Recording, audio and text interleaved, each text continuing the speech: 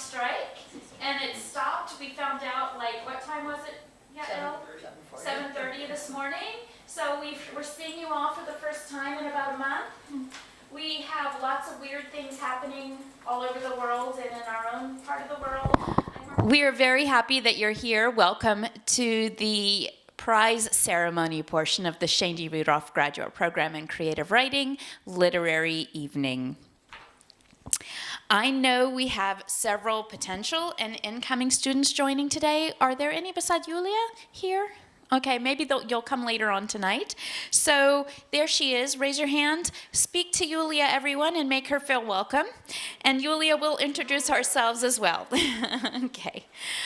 Between ceremonies is our reception, and we'd love it if you came and introduced yourselves at that time.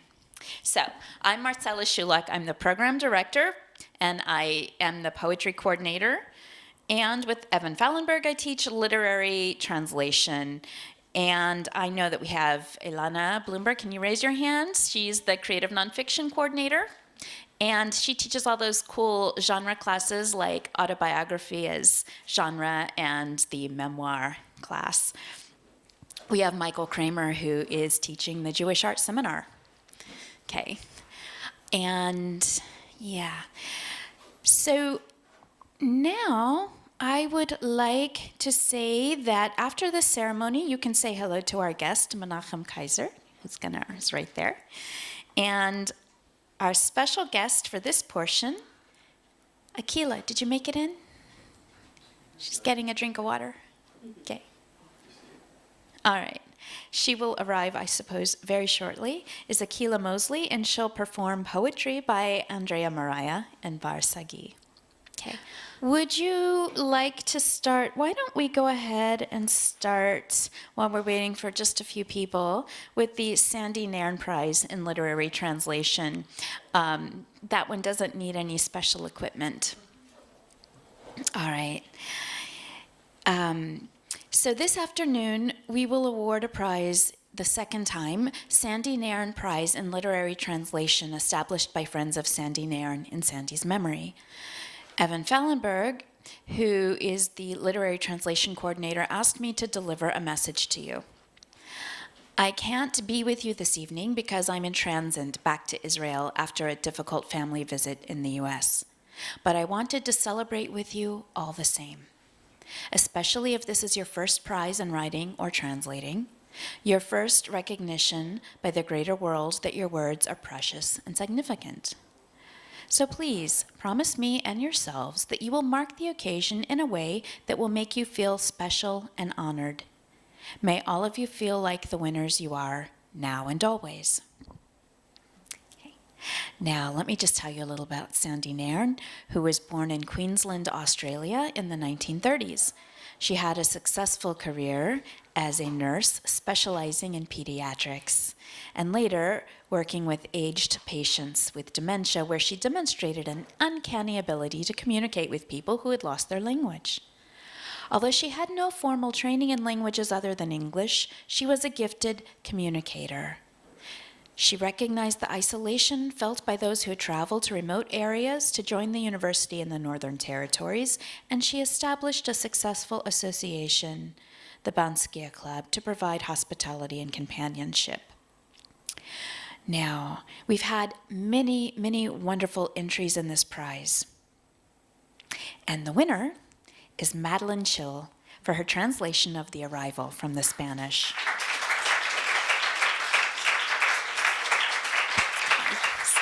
Madeline, you're going to stand here for a minute while I read you what the judges said about your... The translation of The Arrival was the standout entry for me, with its natural fluency and perfect rhythmic flow. Not a word seemed out of place. The applicant, exactly, that word is also in place. The applicant was able to deal with the complex syntactical structure and still maintain the ability to evoke revelatory surprise and shock at the sentence level. The confident and strong narrative voice meant the reader felt safe in such assured hands. The statement of intent demonstrated an important sensitivity in dealing with the use of adjectives and nouns to describe race, with the applicant's lexical choices being the best ones in this translated level. And just keep this, she's fine. She's adding. She's adding. Yeah. All right, and so I'm going to give Madeline this certificate. There you go. Mm-hmm.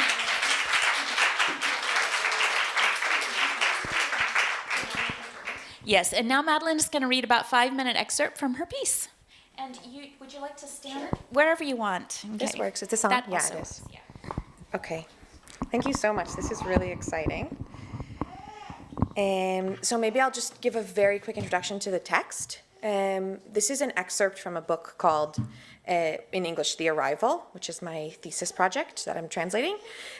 It's a book by a Puerto Rican author named José Luis González, and it is a fictionalized retelling of the U.S. takeover of Puerto Rico during the Spanish-American War in 1898. It sounds a bit niche, especially given that we are not in the United States or Puerto Rico. But I promise you that it is a really fascinating text with a lot of interesting historical and political implications. So each chapter focuses on a different character, and this chapter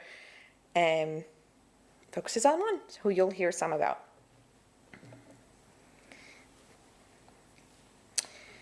Quintín Correa woke when the first rays of sun reached his body, battered and cramped from the rigors of the night spent out in the open.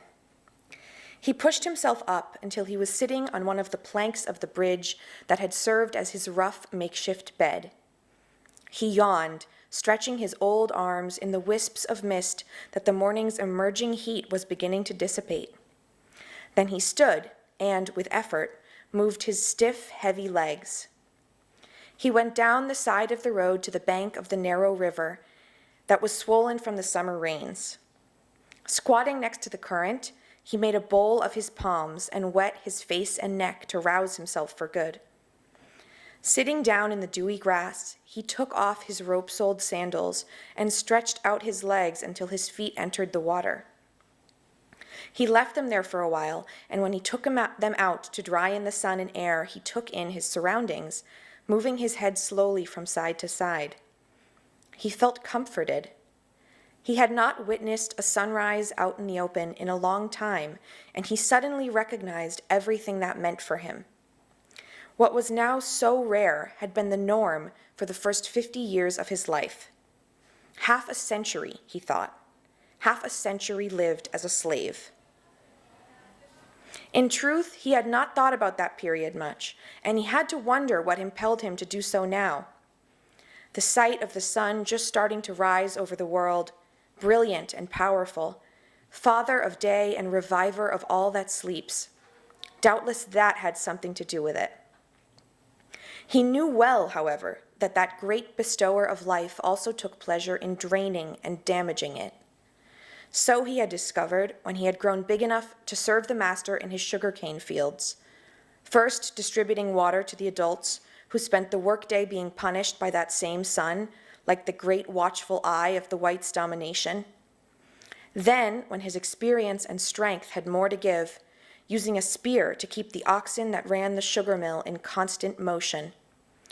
Later, a grown man, the machete a living extension of his arm, cutting sugarcane under the same stubborn, implacable sun, sometimes wishing for rain, which, if it came, only became another punishment when it flooded the earth under his feet and seemed to soak into his bones. The sun and the rain, thought Quintín Correa, still seated beside the bubbling current.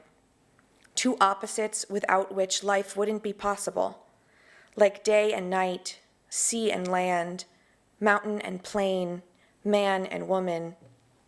Man and woman? Ah, no, but these weren't opposites. They were something else. Complements, maybe. Of course, for each thing and each being, there existed another thing and another being that gave it its true meaning, like mother and child, for example, and it was the best example. That thought stirred in him, immediately and very naturally, the memory of his own mother. Quintin had only vague memories of his mother, however, for she had died before he got to know her well, annihilated by one of those epidemics that emptied the slaves' quarters and filled the cemeteries in a matter of days.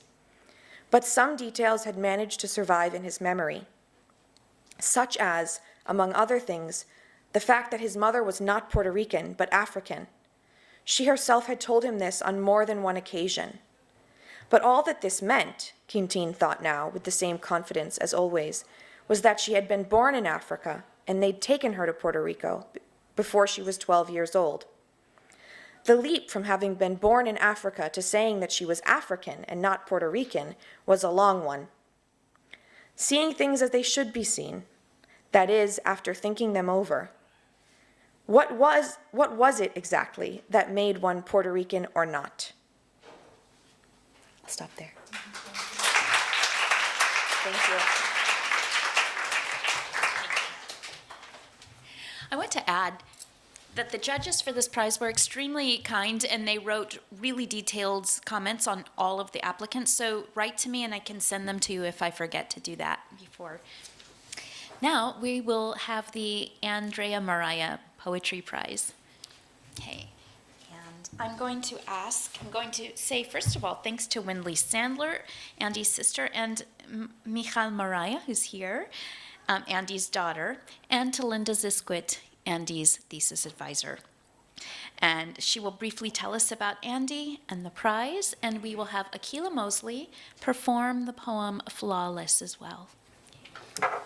Thank you, Marcela. This is the 11th Andrea Moriah Memorial event. I want to especially thank Wendy Sandler, Andi's sister, for setting up the prize, which enriches the program, the creative writing program at Bar Ilan. Unfortunately, Wendy wasn't able to come today, and it's really her presence and her speaking that brings Andi's life to life here. And I want to thank Michal. Where are you? Michal, thank you for coming. Michal is a new mother herself, and she'll give a few words later. And of course, Shaindy, the center of it all, and Hedda Rudoff, Shaindy's mother, whose support has been absolutely unending. Each year since her untimely death, I've spoken of Andi, and though the words are often similar, time has only intensified my sense of the extraordinary woman and poet who Andi was. Rereading her work in preparation for this ceremony, I'm even more impressed and inspired by her creative powers. Andi Moriah only began to write seriously in her 50s after a challenging fight against leukemia. Her poetry from the start was already accomplished, fiercely and passionately alive. Her attention to detail, sounds, smells were all brilliant and evocative.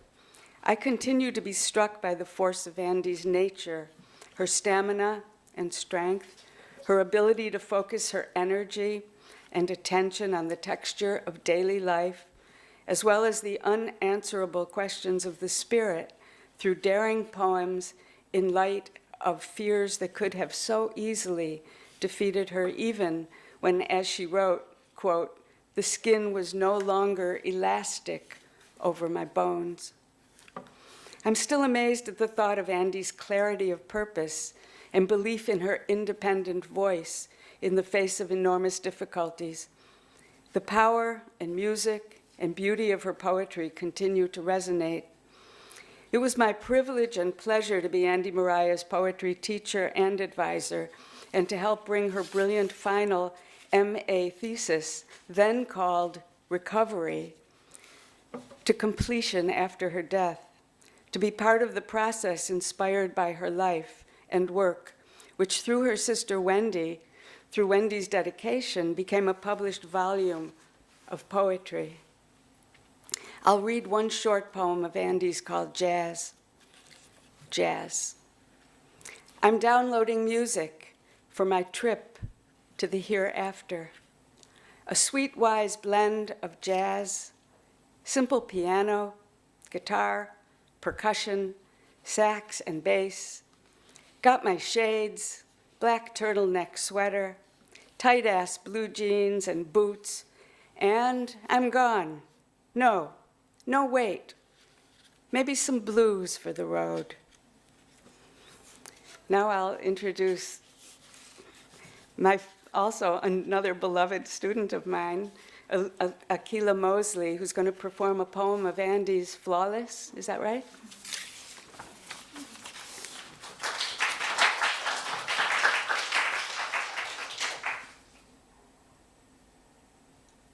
Pain, sharply pitched as a tightly tuned harp string, suffering refined as flour through a muslin sieve, bruising on my hands and arms, dark scars on my legs, swelling in my cheeks and shadows under my eyes. These are the marks of my battle with death. And my private pride. I gaze at them and protect them. I bathe them in fragrant lotion. God marvels at his perfect creation, and I, flawless, marvel back. Now I'd like to introduce Moriah, Andi's lovely daughter, to say a few words. I'm not as good at words as my mom was. She was, listen, look, this is who she was. This is what she's left. People who still love her and talk about her with an Akila, like, she would love you. She would just sit here and be like, wow, Michal, did you see what I saw? Did you feel what I felt? I don't even know how to put it in words, because she was so good at words, and she always, like, every time she used to talk to me about things, she'd be like, she would say there and be like, wow, I never thought about it in that way. I've never seen that in that light. I didn't think about it in this context. And she left me when I was 22. I had just turned 22. And, wow, I didn't even think I was going to be, like, emotional, because it's been a long time. And every year it hits me in a different way. Like you said, every year it doesn't seem the same way. Like 5 years after, it felt this way. 7 years after, it felt different. Like every time, a period of time, when I get married, it hit me there. And then it hit me when I was in the Cheder Leida, giving birth to my baby, and which is amazing because she was born the same month that my mom passed away. Yeah, it was the same month. And I have to prepare better. Like maybe this is the best way, just to be spontaneous and like sporadic. That's the word she taught me. And that's how she used to like teach me things. Like she'd be like, Michal, you never listen. You never listen to what I say. And then 10 years later, I'm like, you see, I listened. I did listen. I was like in a different place, but I was listening to what you were teaching me. And what I want to say is that I hope that I learned and I listened enough to be able to give what she gave me as a mother to my baby girl, her name is Leah. And of course, it's not going to be the same thing because we're not the same people and we're not the same, same experience, and that's okay because she gave me what she gave me as a mom, and it's my turn to take what she taught me and implement it into how I'm going to teach my daughter to deal with life. And that's what mothers are here for, to teach their kids how to deal with life, and not just express love, because that's amazing. My mom did that, but she taught me how to deal with life, and I keep that in my brain all the time. Don't just love and give love. That's amazing because I am here because of her love. You are what my mom is love to me. This is what she left me with, because she's not here in person, but this is what I'm left with. Every year to see you girls and all this love you gave to her, and Akila, how she brings my mom to life in this little room. And it's what I hope to leave my kids with. And maybe I listened a little bit. Thank you. Well, I haven't met any of this year's students, and all of the submissions were excellent and deserving of recognition. I'm delighted to award the Andrea Moriah Prize to this year's winner, Rachael Henderson.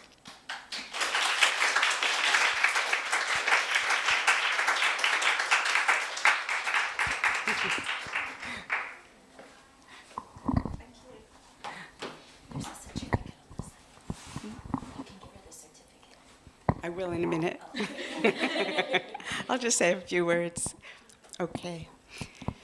So Rachael, who I'm meeting for the first time, is a first-year MA student. She comes from Scotland, that's right, and is a member of the New Tel Aviv Writers Collection. What drew me to Rachael's work was the quirky freshness of her female voice, the startling and sharp-edged imagery, and above all, the masterful music of her poems as she explores girlhood, displacement, a woman's experience. In Crystals, which is a poem that maybe perhaps you'll read, she writes, quote, "She told me it wards off evil intentions and bad vibes. I smiled and said, how much?" Later in the poem, she continues, "My necklace is made of obsidian, and the truth is, I only chose it because I used this word, obsidian, in the hardest poem I ever wrote. Let it be a metaphor for the violence I survived." I know Andi, just as she would have loved Akila's presentation, I know she would have loved the way Rachael takes fears and flaws and even mistakes and plays with them bravely, with freedom and care, and creates unexpected, magical poems. So Rachael will now read, I guess I'm going to give, this is for you. So here's your certificate, and you'll read, I brought all of your poems on paper, so you can choose which one you read. One? You have 5 minutes, so you want 5 to read minutes? Crystal? Yeah. You also liked the fears. Okay, I'll read those too. Yeah. Thank you. Thank you. Wait. And were you giving her a book too? Or no? No, that's mine. I'm not giving that. Okay. Thank you so much. Okay. Crystals. She told me it wards off evil intentions and bad vibes. I smiled and said, how much? I found it on a velvet tablecloth at a Hanukkah art fair. Saw myself in its craggy blackness. Every morning I fight with the cheap clasp I picked up on Allenby for 5 shekel, 25 if you count the costume chain, to adorn a thing that does nothing. When I'm unfocused, I bring its sharp corner to the hard bit of my bottom lip. Feel the scrape, kiss the gold, tuck it under or over my top, depending on where my neckline sits. I believe in God, amuse myself with the zodiac, but crystals always felt like a step too far for me, wading into idol worship or idiocy. My necklace is made of obsidian, and the truth is, I only chose it because I used this word, obsidian, in the hardest poem I ever wrote. Let it be a metaphor for the violence I survived, for the shattered life I see everywhere like glass. I wear the crystal on my chest, stupefy it and cast it in a crescent moon of fake gold, the poem that no one will ever read. It's always with me wherever I go, so it might as well be pretty, it might as well be mine.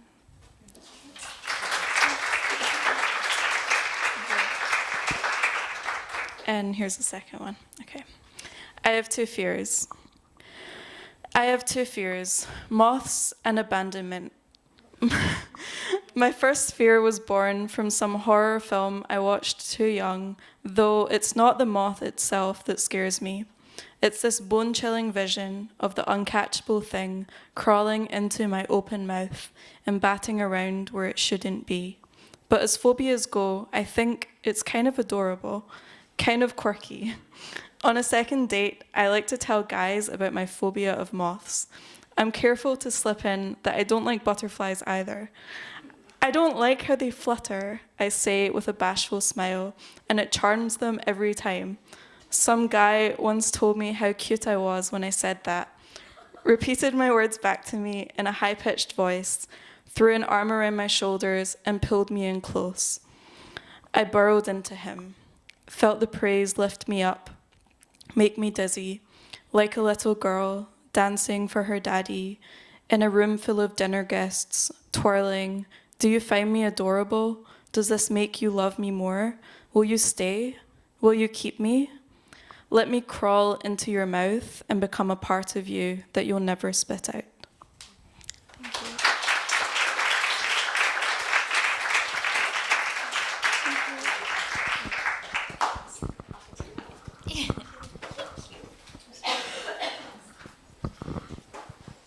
All right, thanks. And our final prize for the evening is the Bar Sagi Prize. And I would like to thank very much Anthony, here we go. I would like to thank very much Anthony Joseph for his generosity and acknowledge Aaron and Noya Sagi, the paternal grandparents of Bar Sagi, who have arrived, who've just arrived through the door, so they weren't here right at the beginning, but here we are.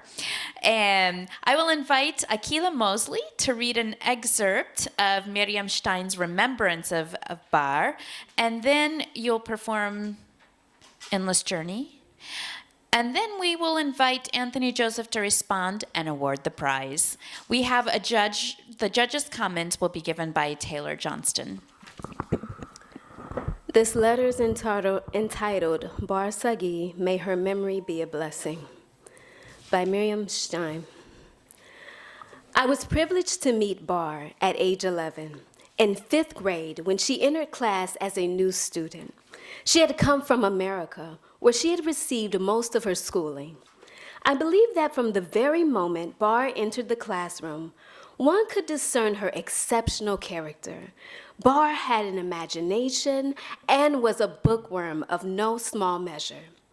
She knew that in her environment, it would be difficult for a person so different and so special to be accepted. Yet, this did not stop her one jot from being who she was. It was through this strength that I felt drawn close to her. I believe that notwithstanding the strong and close bond between us, we were very different. I am of Russian Soviet upbringing, daughter of new immigrants. I was rooted in the ground, introvert, closed into myself, and highly self-disciplined. Bar was a light spirit who soared, always giving off a radiance and a feeling so sweet and addictive. After a few short months, Bar was diagnosed with cancer. Every day, she tried to live as if it were her last and insisted that I should be a part of every step along the way. She went ice skating, horseback riding, played bowls, swam, modeled ceramics, and of course never ceased to write stories and poems. The one and only reason that I can be grateful to this accursed disease is that we were able to come closer to one another, to witness true friendship experienced only once in a lifetime.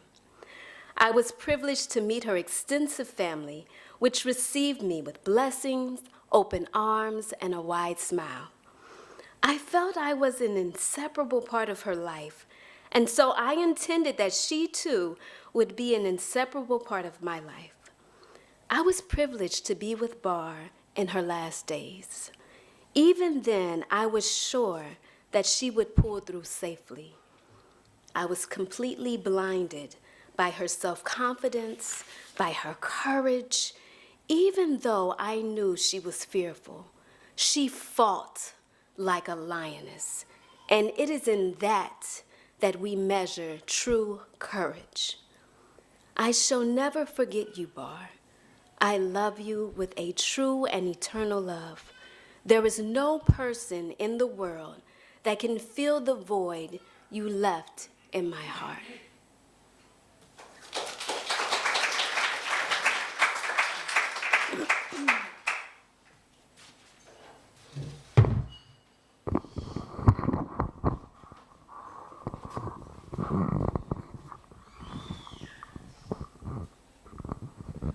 Okay, this piece is entitled Endless Journeys by Bar Sagi.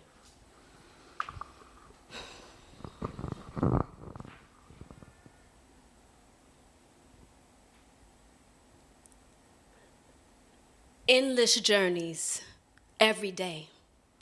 Won't the pain never go away? Nothing matters, ever stay. Everything is spinning. Everything is dust. My wings are broken, covered all in rust. And yet, I can't stop trying, always trying to fly.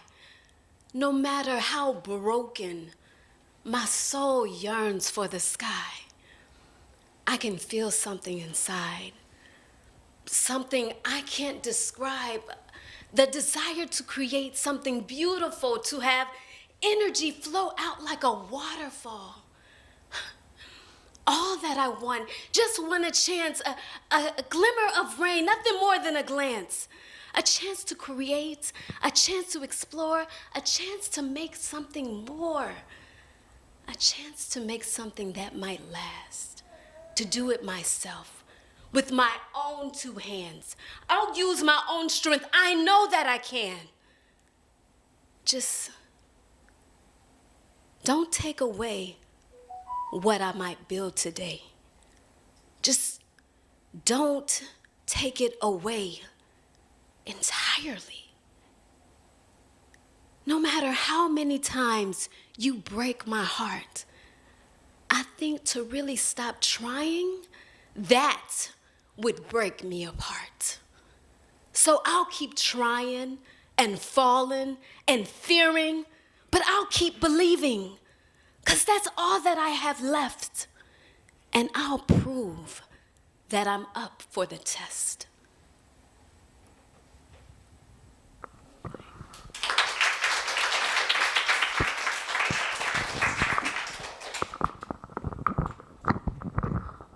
And I want to just say it's been an honor to present their work today. They're amazing poets. Thank you for the opportunity, and enjoy the rest of the evening.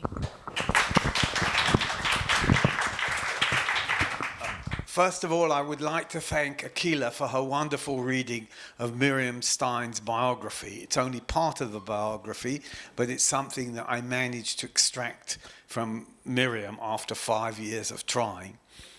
I very much enjoyed her reading of one of Barr's poems, and in fact, I had set several of her poems to music, which was a wonderful way of propagating them. But I now see that Akila's reading is just as good, and I hope she won't mind if I will try to engage her again. So I understand that we should present the prize. Somebody else should maybe. Yes, I can. All right. The prize for fiction goes to Sarah Marx Levine. Hi, Sarah. It's nice to meet you. I'm Taylor. I'm here on behalf of myself and my co-judge, Kara Beglat. And we chose your story, The Parrots, as this year's winner of the Bar Sagi Prize, which, for those who don't know, is a historical story of two Olim, Ruti and Menachem, living on a kibbutz as Ruti recovers from a prolonged and grisly illness. Though The Parrots is decidedly a love story, it's one that doesn't shy away from the protagonist's disappointments and even disgust with one another. It's unafraid of devastating observations like the following, which Ruti makes from the depths of her illness. Quote, "Even the stains between the buttons of Nahum's shirt took on a kind of malice. He was at once daunting and greasy, petty, ugly. We as readers watch Menachem struggle through pages of Ruti's silence, a silence redolent of pasts that the characters have chosen to leave unnamed, even to each other.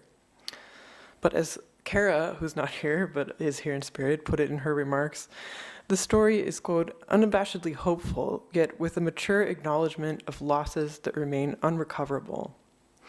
Rather than falling into the predictable tropes of sentimentality, the Parrots, like the bird of its central image, manages to leave us with delighted, perhaps incongruous surprise. So with that, I will turn it over to Sarah.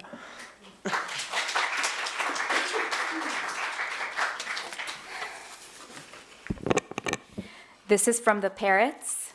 I'll start reading from the beginning, and if anyone would like to continue into the climax, I'd be happy to send them the story later. And they carted Ruti back from the hospital in an old gray lorry, a British cast-off that puffed exhaust from each of its hood's metal seams. The wheezing of the engine made the whole world sound sick, as though even the horizon was coughing itself to death. She slept, and her dreams were hazy and full of bile. Driving beside her, Menachem tried to remain unfazed. His eyes, peering over the cloth mask that shielded his mouth and nostrils, remained locked on the road. Every so often, she would cough or writhe or murmur silently, and he would sneak a glance at her despite himself. Once, after she dissolved in a hacking fit, he pulled over, forced a canteen's neck between her lips, and poured. There was something brutal about this gesture. After he did it, although he had seen worse, he felt nauseous. She swallowed the water between laborious breaths, then retreated back into sleep. He took one hand off the steering wheel, ran it under his cap through the dark shock of his hair. It was already dark when they reached Kibbutz Ezri. The driver's friend Yoram was on guard duty, visibly bored, pacing in tight ovals around the concrete booth by the fence. "Menachem," he shouted on his way to open the gate. "How is she?" Usually, Menachem liked to needle Yoram. "Only 6,732 seconds left, brother. Use them wisely." Yoram would correct him. 6,840. I just counted. This time, Menachem was in no mood. "Let me through." "Suit yourself," Yoram shrugged and opened the gate. When they reached the squat house where she would be quarantined, a one-room cube of stucco and dented linoleum, the lorry rolled to a stop. With the sudden change in pace, she woke up, giving a slight whistle of in-breath. Her mouth opened, but by now she was unused to using her own voice, and no sound came out.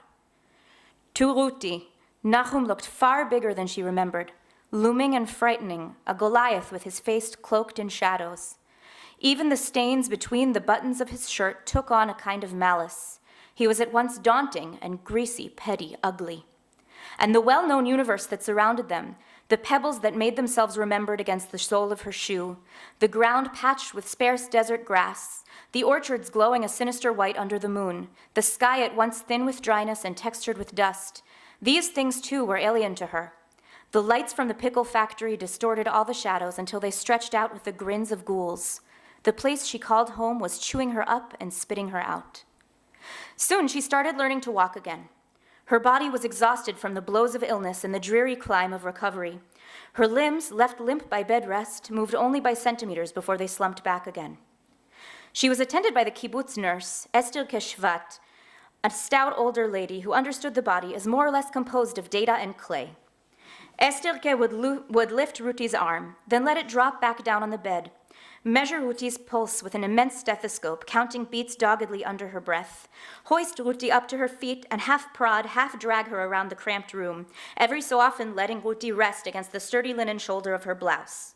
Each of these meetings ended with a short, "May you have a full recovery," and a sharp heel turn, leaving Ruti with the sense that she had once again failed to reach the nurse's standards. Her meals were no longer in the dining hall, but brought to her on trays. At first, she was fed by whomever brought her the tray, and foreign hands lifted spoons of broth or morsels of bread to her mouth.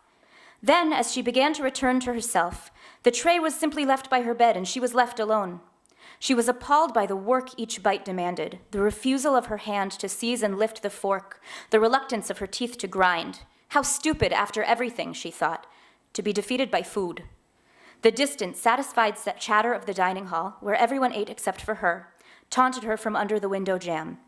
The whole affair, the failure of her body, her uselessness, her utter reliance on the people who carried her from place to place and fed her by spoonfuls, was humiliating. She had always done everything alone, powered by her own resolve, a woman with an engine in her belly. She swallowed the embarrassment in great gulps, let it roil there in the back of her throat. Menachem was needed more in the orange groves than he was by her side. Still, he found ways to come and visit her, bringing her trays of soup and soggy eggs from the dining hall on his way to the fields. "When do you think we'll get some rain?" he would ask her, or "Did you hear about the play the children put on for the holiday?" Her eyes remained cast down, tired and ashamed. She didn't answer. He continued the conversation with himself as though she had. And I see that I'm missing a page here, so I'll stop there.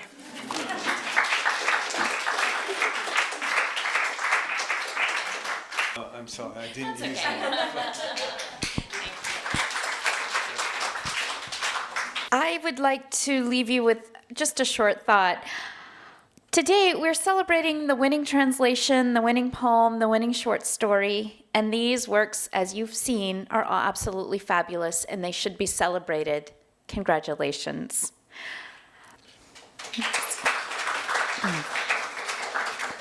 I'd like to give a shout out to everyone who participated, and with all due respect, I would like to shout out to you as someone who is incredibly proud to be introduced as a non-prize winning poet, writer, and translator. In fact, I was recently awarded a National Endowment for the Arts Fellowship, and my first thought was, can I still say I'm a non-prize winning poet? And I decided a fellowship is not a prize, and yes, I can. Think about it. At the Olympics, it's said that the most contented folks are the gold medals and the bronze. The gold because they've beaten their own records most of the time and they've done their absolute best. The bronze for the same reason, they made it. They probably weren't ever going to win, but they weren't sure if they'd place, and they did. The most discontented are always the silver medalists, and probably the fourth place winners, because, they didn't get into the thing, because they were so close.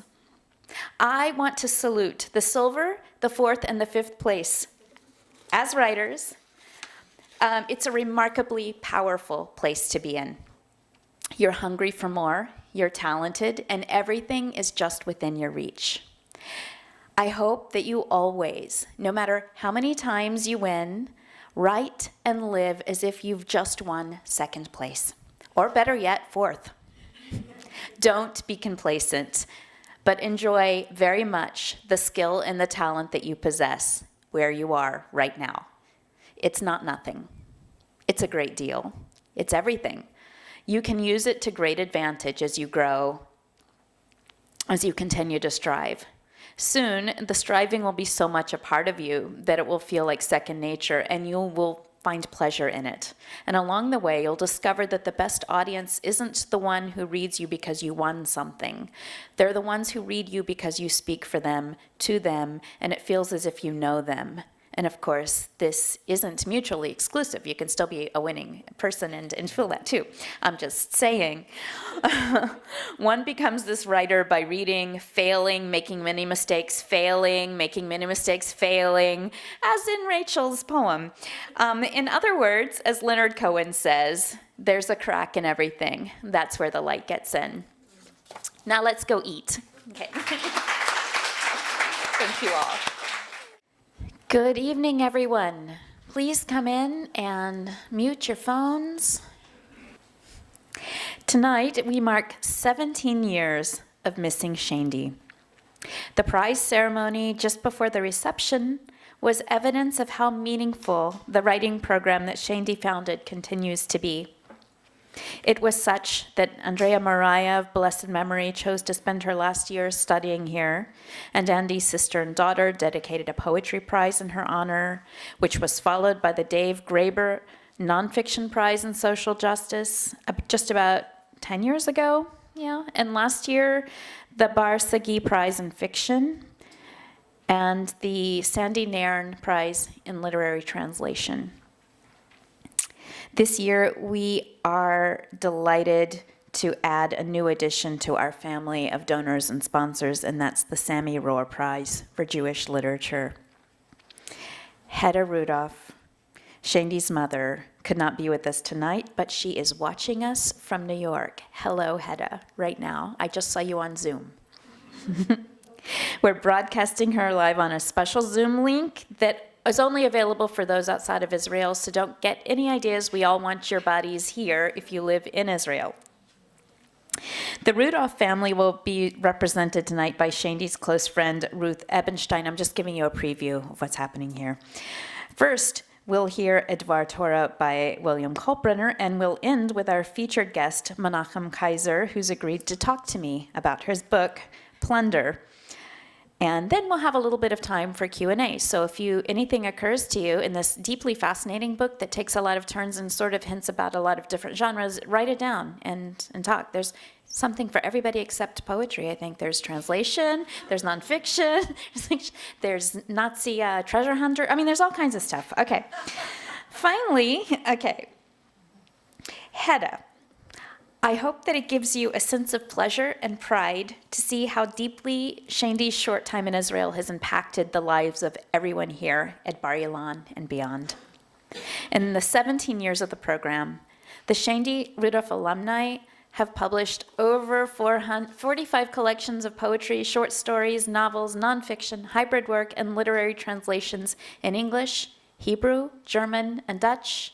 Egon just came to me now and said what wonderful reviews her latest was getting. I mean, it's really, really done a lot. It's made a big impact in the world. Thank you. Since the beginning of this year alone, 7 alumni have had books accepted for publication or seen books appear in print. And these are 7 that I know about. As a side note, alumni, keep in touch with me and update me, okay? I know our website needs to be updated, but just keep in touch with me.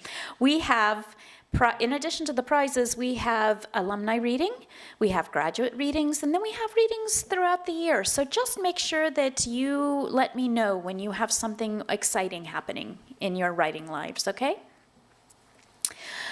Now, I also want not just to talk about the 2 graduates that graduated 5 minutes ago and have already had their books out. I don't want to talk about those guys, although they're there too. One of our alumni graduated in 1993 and has his first novel out. He's been working as an editor, a ghostwriter, and all sorts of other things, but he's just now got his novel. And one of the new books by an alumnus who's graduated before the program officially began, he's published a few poetry collections before, but this book is the one which he finally comes clean and writes not what he's expected to, but what he should write. And for me, ask me for these lists later if you want to hear them, and I can give you the book lists. But by these standards, I say that our program is successful. Not because we win prizes and publish, though obviously that's what we want to do and this is our aim, but because we don't stop. Whether it takes 17 years, 20 years, or 2 weeks, we will write what we know we must write. We write to discover what we're thinking or to probe the truths that lie beyond what has already been said. It's a way to time travel, to communicate with the dead, to fall in love with those who have yet to be born. It's a way to travel geographically. It's the means of empathy, healing, creating bridges, creating connections between people and peoples who are otherwise kept apart. And you all know that. That's why you're all here. So I'd urge you to read our alumni, our students, every year. I told you about all the things that we have. Now, I want to add one more thing. The conference and memorial evening would not have been possible without my colleagues, Elena Bloomberg, who coordinates the nonfiction track, and William Kalkbrenner, who also teaches in nonfiction and who you'll hear from in just a minute. Evan Fallenberg, who coordinates fiction and literary translation, and who's currently serving as English department chair, and I'm going to read you his message as chair in just a minute. Michael Kramer, who defies retirement to teach our Jewish art seminar and to spread the gospel of Bob Dylan. I'd like to thank our office administrators, especially Hagit Solomon, who is indispensable and as dependable as sun and air. Every material thing you see tonight, from the filming of tonight's reading to the food that you just ate, is all due to her. Also the taxis. To all of those I've not publicly thanked now, That's because I should thank you most of all. So thank you. Your work is done so seamlessly, it goes to completely unnoticed. That's a miracle. At this point in our program, we normally hear from the chair of the Department of English Literature and Linguistics, and also sometimes from the dean, who sends her regrets. Evan Fallenberg has sent a note for you all, and he says, as long as I've been at Bar Ilan, Evan Fallenberg has sent a note as the chair of the department because he wears many hats here, and this is his chair hat. For as long as I've been at Bar Ilan, I've never missed a memorial event or conference, and I'm deeply sorry to be missing tonight's event as I make my way back to Israel after a difficult family visit. I know that Menachem Kaiser will entertain you and make you think, and I hope that all of you will, as I always do, get caught up in the magic of words and stories that are the very basis of who we are as human beings. May we continue for many years to come to commemorate Shaindy's legacy and celebrate creativity and the beautiful people who embody it. I look forward to meeting you all at next year's event. So I'm going to thank one more time, thank you, Hedda, for your continued presence in our program. And we understand that without you and your gracious sharing of your daughter's legacy, we would not have a graduate creative writing program. The only program of its kind in Israel, and the only creative writing program in the world with a focus on Jewish content. Now, we are going to have two special things after the very special Dvar Torah, so I'm just telling you so you're keeping me accountable. I mean, I think our program has a heart and soul located in many different places, but certainly Marcela's enthusiasm and dedication and love for the program is really driving us and brought us here tonight. We mentioned that the dean is not here and the rector is not here and the president of the university is not here. Why would they come to this? It's only creative writing, right?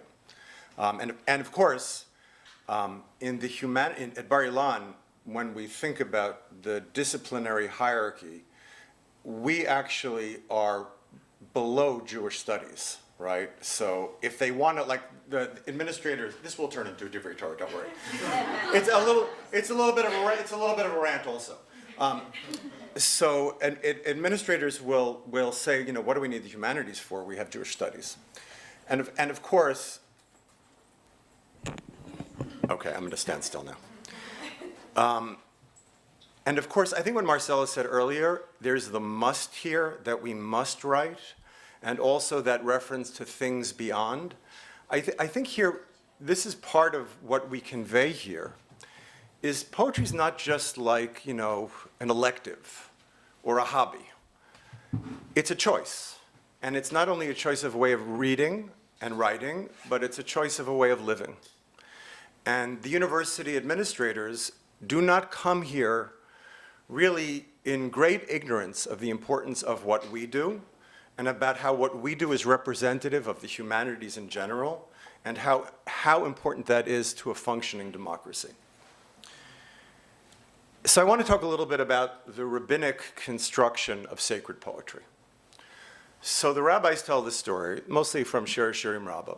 Rabbis tell the story that up until a certain time, the people of Israel were satisfied with their relationship to the divine.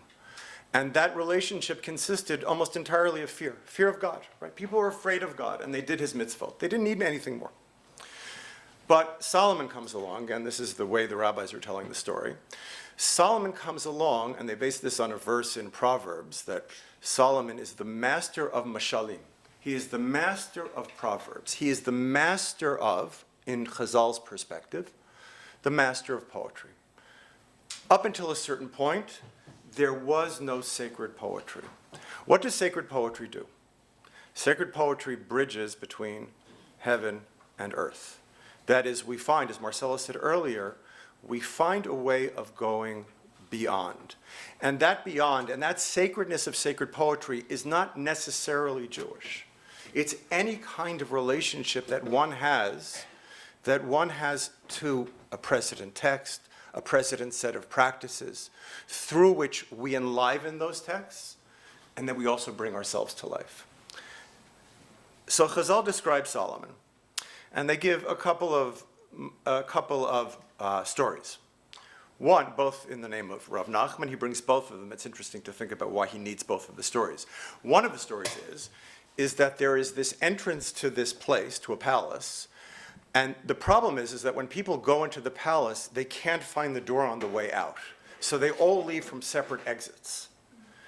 So Solomon comes along, and what he does is he creates a rope, and he connects the rope to the center of that place, to the entrance exit, and everybody goes in and out that same exit. So here, this is again describing what Solomon does. A man comes along. Up until that point, the Medrash says nobody could understand Divrei Torah. When Solomon stood up and did this, people were able to laskil at Divrei Torah, right? With that, now it's interesting in this mashal, there's a certain kind of anxiety. We know other stories when rabbis go into a pardes and they don't fare so well, right? Some of them go crazy, some of them die. So here, this is dealing with what happened. We got the sacred thing, right? Everybody's going to go in, and what's going to happen? Everybody's going to come out and have a different response. Anybody who studies like 17th century revolution, that's a clear example. When you have in contact with the holy and everybody claims it. So Solomon finds a way that we can do this and stay together as a community. The second one is that there's a large furrow of reeds, impenetrable. And what Solomon does much more simply here is he carves a path and people are able to go in and out. So where the first story talks about, let's say, the anxiety about having so much enthusiasm for the sacred that things fall apart, in this story, we learn that Solomon has the courage to encounter the sacred. In the most beautiful of the mashalim, a pool of water is described in a kind of unusual detail for the Midrash. It's metokim, tovim, vitzonanim. All three of these things, but it's entirely inaccessible. So what does somebody do? A guy comes along, and he takes chevel v'chevel v'meshicha l'meshicha, which is a word for string. It also has that connotation of sacredness. Meshicha l'meshicha, and he connects them together. The word that's used in Hebrew, one of the commentators says, it can mean connect different things, but it also can mean lengthen. Right? And that comment is just so much, because this is what really poetry does. What does Aristotle say? The poet, a metaphor expresses the unknown or the half-known through the better known. Similarity and difference.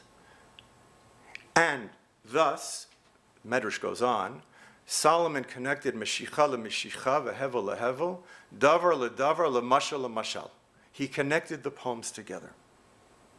Poetry is the one kind of knowledge that admits it doesn't know.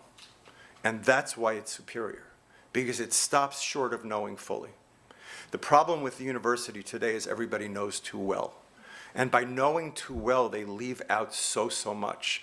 And we render ourselves, like this university, and I hope the president will watch this, we render ourselves an arm of the corporate world, and we, instead of encouraging autonomy and agency and democracy and choice, because poetry is a choice, instead of those things, we're perpetuating a certain kind of corporate world, which is obviously ripe for absolutism at the same time. You know, I feel like I've invoked Atlas, that we have, the poet here is carrying so much on her shoulders. But in a way we are. And I think part of the Shaindy Rudoff program is it's in the rabbinic tradition of saying, okay, this is impossible, let's do it, right? Just because we can't finish the task doesn't mean we can't pursue it. Thanks so much.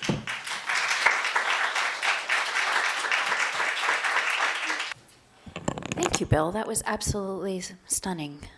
Really, thank you. Throughout his life, Sammy Rohr took great pleasure in giving young people a boost on the path of their chosen profession. He was fluent in 6 languages, and he nurtured an enduring love of great books and Jewish learning. These 2 driving forces are the reason that on the occasion of Sammy's 80th birthday, the Rohr family decided to honor him by creating the Sammy Rohr Prize for Jewish Literature. Although Sammy himself was not involved in any way in the creation or evolution of the prize, It is the only philanthropic effort still today that carries Sammy Rohr's full name. The Sammy Rohr Prize was born in secrecy as a surprise in 2006. Sammy's children, George Rohr, Evelyn Katz, and Lillian Tabasinik, knew that their father was a highly disciplined man with daily routines in place. And sure enough, on the morning of April 4th, 2006, the day of his 80th birthday, Sammy opened the door to pick up his copy of the Miami Herald. How surprised and thrilled he was as he turned the pages of the paper to see a full-page ad announcing the creation of the Sammy Rohr Prize for Jewish Literature as a tribute to him on his special day. The same ad appeared in the New York Times, the Wall Street Journal, and the Jewish Week. News reverberated in Jewish cultural circles throughout the world and in the publishing industry as well. The unprecedented $100,000 first prize, to be awarded annually to an emerging Jewish writer of fiction or nonfiction in alternate years, instantly established SRP as the most generous literary award in the Jewish community. The prize and the attention it evokes has increased the status of Jewish books and Jewish writers in all spheres from the time of its inception. The impact of the prize has been life-altering for winners. Over the years, publishers have moved up publication dates so that books may be eligible for consideration for the prize, and winners consistently have been awarded new book contracts, with the prize giving them the oxygen needed to create further work. Books are carefully curated and vetted by an international advisory committee, whose members are highly qualified in literature, Jewish culture, and other related fields. There are separate dedicated panels of fiction and nonfiction judges. The judges' deliberations are strictly confidential, and candidates are not informed that they are being considered until immediately before publication of the shortlist. 4 prizes are awarded annually to a winner and 3 finalists at a festive ceremony. A unique feature of the prize is its mission to create and maintain a community for Jewish literature.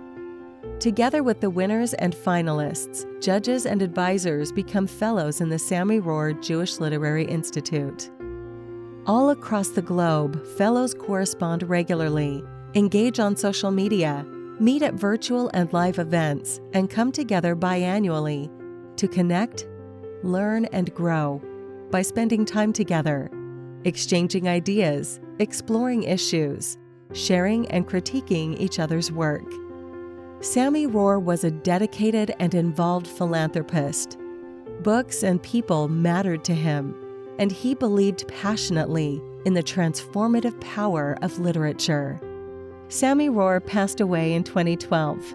The prize, the Institute, and new initiatives that bear his name celebrate his legacy and carry his vision into the future.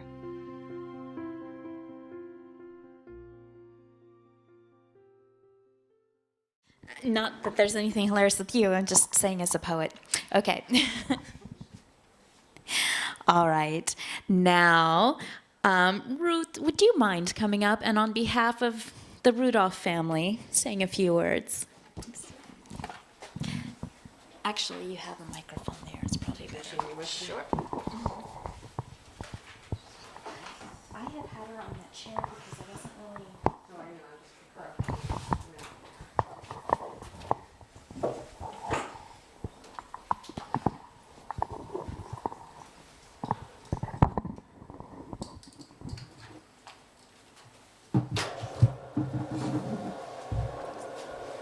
Hi, Hedda. I miss you. Ruthie, I am not having rugelach.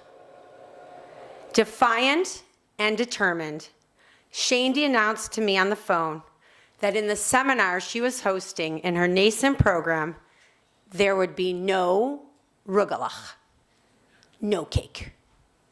Folks would listen and engage. Hell, they could count cracks in the ceiling or space out for all she cared. But rugelach, there would be none.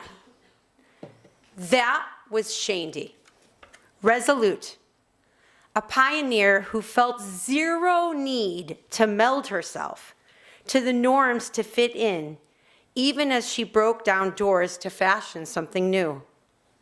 No, to hell with norms, those that led to sticky fingers and distracted minds. She'd do it her way, the way that she felt, nay, knew was right, and perhaps others would follow suit. When Hedda, Shaindy's mom, asked me to speak on behalf of the family today, my eyes welled with tears. I was moved by the honor and felt again visceral longing and loss. The person I most wanted to share the news with was Shaindy, and to consult with her on content. Out of respect for Shaindy, because she always had a clear sense of how she felt about things, and because she was an impeccable orator. She knew how to blend brilliance with wit and pepper it generously with cool. Even when she was sick, and even when she was very sick, rallying to giving energy-infused lectures, and then lay her head down on the IKEA couch that she ordered herself and put in her office on campus. Okay, so here goes. I'm going to do my best to connect to my inner Shaindy. The words brilliant scholar get bandied about. But with Shaindy, it's not an empty description. It's just plain true. Her mind was fierce, alive, a force to be reckoned with in the realms of literature, culture, society, Jewish learning, Torah learning, Israel versus the United States. She could even tell you which cell phone company was the coolest, and so much more. She was able to capture her thoughts in writing and just spill out powerful prose. I encourage you to read her scholarship and academic writing. But you don't need me to connect to her academic legacy. You have Google Scholar. So I'll tell you about my friend. Shaindy told truths to your face. You know those sentences that everyone thinks, but they shy away from saying them? Shaindy would find a way to say them. Case in point, 10 minutes after I got divorced, or maybe it was more like 5, I started dating someone who seemed to share some of the qualities that were a poor match in my marriage. Shaindy sized the guy up in minutes. She was polite and personable, but at the first opportune moment, she looked at me squarely and said, "Oh no, we are not doing that again." Shaindy had impeccable taste. Her clothes were stunning. Her dishes were stunning. Her glasses were stunning. The bookshelves in her beautiful apartment on Adam HaKohen Street, lined with her great book collection, were stunning. And she expected that the program that she birthed, which she then sometimes called J-Write, to also have some style. She demanded it. During the conference in 2006, which was called Bikurim, and held with acclaimed authors Nathan Englander and Edgar Collette, among others, Shaindy ran it from New York. And this was not long before she passed away and we lost her, which was on June 10th, 2006. So this is just, weeks, days before. And she called Michael Kramer to check, was the AC on? How were things being served? And we're talking specifics, like the dishes. Was it classy enough? Shaindy had class and high standards. And she wasn't gonna let the newness, the Israeliness, the Bar Ilan-ness, and forgive me for saying that if the president is watching, I'm quoting Shaindy, or even the cancerness, dilute those standards. I want to share a story that I'm going to tell through Shaindy's eyes, because I'm cool with it, but I'm thinking of Shaindy. So when I attended the 10th Memorial International Creative Writing Conference in 2016, I put on my Shaindy glasses. And I looked, and seriously, again, I'm cool with it. So I thought, oh gosh, Shaindy's going to complain about the unironed tablecloth. And she's going to say that the Bar Ilan sign in the auditorium in the Goodman Computer Engineering Building, where they hosted the wine reception in the event, she's going to comment about that. And I imagined her, maybe being apoplectic, maybe rolling her eyes. She was a great eyeball roller. You know, not everyone knows how to do that. She knew how to do that really well. You know, Ruthie, what's wrong with them? And she's like dialing up for the tablecloth and charging it to her budget, or making a note that next time she's just bringing one from home. But then I said to myself, with Shaindy's reach for perfection and meticulous concern with detail and assumption that Barilan wouldn't necessarily meet her standards of elegance, she'd have predicted it, found a solution in advance. You might be listening, well, not you, Hedda. You might be listening and asking yourself, what does it matter? Lots of university events, at least in Israel, have unironed tablecloths or just zero tablecloths. And I imagine Shaindy might respond thus. Because when we settle for trappings that are less, we may settle for less from ourselves. Less writing, less creativity, less truth, and we cannot do that. We should not do that, and we will not do that. So don't let yourself be fooled by Shaindy's easy, enveloping smile in this photo. Now, allow me to digress for a moment, and I want to acknowledge Shaindy's great hair. Now, this is not actually a sexist thing. She had fabulous hair. It was thick and wavy. And there were a couple times she called me and she was kind of giggling, and she's like, oh my God, Ruthie, people were talking about my hair on the bus. I'm like, of course, you have fabulous hair. Of course they were talking about your hair. But anyway, one second. Don't be fooled by how, this easy smile, this enveloping smile, because she was bloody unstoppable. She was stubborn, and she was determined, to legitimize writing in the English language against the backdrop of the Hebrew mainstream. And she just flicked away obstacles. She kind of like a wand, like, oh, get that out of my way, get that out of my way. And she brought this vision, and she banged on the table and sold it. Shaindy was convinced that there's indigenous writing to this place that's Jewish in English, that it belongs here, that it comes from here, that it exists and it needs a home. And if she built that home, it would foster greatness. People would come, they would write, and they would create, and they have. And you have. Somehow Shaindy amplified the people around her, her students, her colleagues, her friends and family, her beloveds, her beloved nieces and nephews. Like, part of being friends with Shaindy was getting to see the Twinkies and getting to see pictures of everybody. But that's also true about the nurses. When she was getting chemo, she was bonding with them too. She amplified me. Her eyes missed nothing. She was also tons of fun. She was great company. We laughed a lot together, deep laughter. We would cackle away. And, in the end, when I was visiting Shaindy, she wasn't well. She's like, I love when you come over, Ruthie, because you don't act like this is a Shiva visit. We just hang out and we're together. Shaindy was a masterpiece of a friend. She was an extraordinary human, incredibly generous, and I've never gotten used to her goneness, and I never will. I just won't. Shaindy, absolute Shaindy, stood out as an enthusiast, a mentor, a friend. She dared everyone to be the best versions of themselves, and she somehow helped make it happen. She really did. She imbued you with courage to be you in your writing and in your life.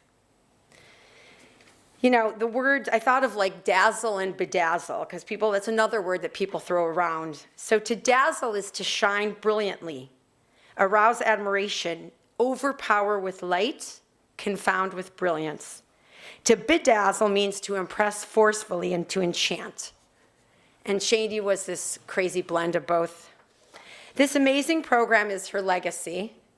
And I think her sisters, Sarah and Simone, have pondered in the past. Would she have wanted her name on it? Who knows? But it is fitting. She created this amazing thing. And following on what you said, releasing writing of all kinds, fiction, nonfiction, poetry, memoir, hybrid, translations. She has given us all more oxygen, more room to breathe, to feel, to experience the world. It's a real blessing, a bracha. Let's all reach inside for our inner Shaindy and not settle for less. Thank you. Thank you, Hedda. Love you.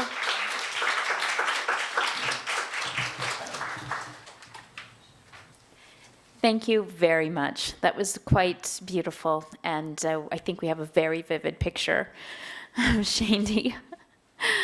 All right, I'm going to move right now to the discussion and reading with Menachem. This is just going to be brief, and you can find on his really nice website, I liked your website, you can find his bio. Menachem Kaiser is a writer currently living in Brooklyn. He grew up in Toronto, Canada, and has a BA from Columbia University and an MFA from the University of Michigan. He was a Fulbright Fellow to Lithuania, and his fiction and nonfiction have appeared in the Wall Street Journal, The Atlantic, New York, The New Yorker, Bomb, Vogue, and elsewhere. And he's written this amazing book about research and Nazis and Polish treasure hunters and the Holocaust, and it's framed by research, and the research is nerve-wracking, and it sometimes makes your stomach drop, and it's hilarious, and I've never felt that way about research before. Not all of those things. Maybe I cry, but not all together. It's amazing. And of course, the book won the Sammy Rohr Prize last year. On the book's website, you've got all the very many places that the book was reviewed, and if you know what the places are, that's where they've been reviewed, and if you don't, go to the website and learn where the places are that your book needs to be reviewed, if it's going to be like really big.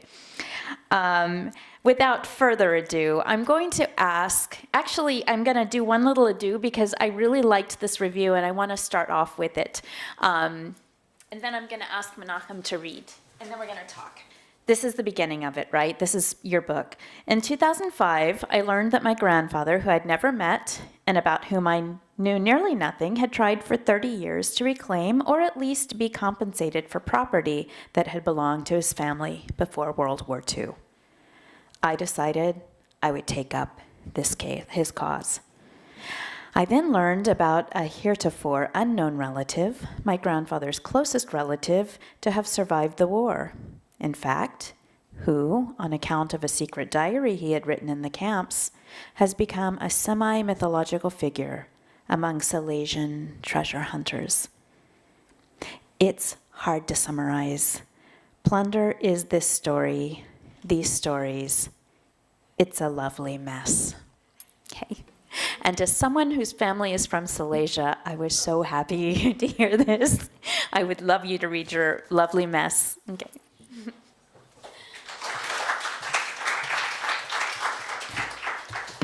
Hi everyone, just a quick thank you to everyone who helped make this happen. It's so nice I've heard so much about this program, and it's so nice to see it from the inside. And congratulations to all the winners, and a special thank you to, that's okay. It's not as charming as the baby, but it's nice. And a special thank you to the Sammy Rohr Prize, which helped make this happen, and I guess you guys are working together for this event. And a special thank you to Deborah and the rest of the Sammy Rohr Prize. So I'm just going to read a little bit. Yeah, the book is a little tough to summarize, but the very short version is there's sort of two narratives that are threaded together. One of them is my attempt to reclaim property that had belonged to my grandfather, my great-grandfather, and that my grandfather attempted to reclaim for 30 years, but that I didn't really know about. The second narrative is a lot messier, a lot weirder, but I found out about another relative while I was in Poland, and he had written a secret diary while he was in concentration camps. That diary turned out to be a very, very big deal among treasure hunters, And he became a major celebrity, and then I, in turn, became a celebrity. And so that's the short version. But I'm going to read, I spent the last week in Toronto, where I'm from, at my parents', which is always really fun and also really challenging, and in a good way, I think.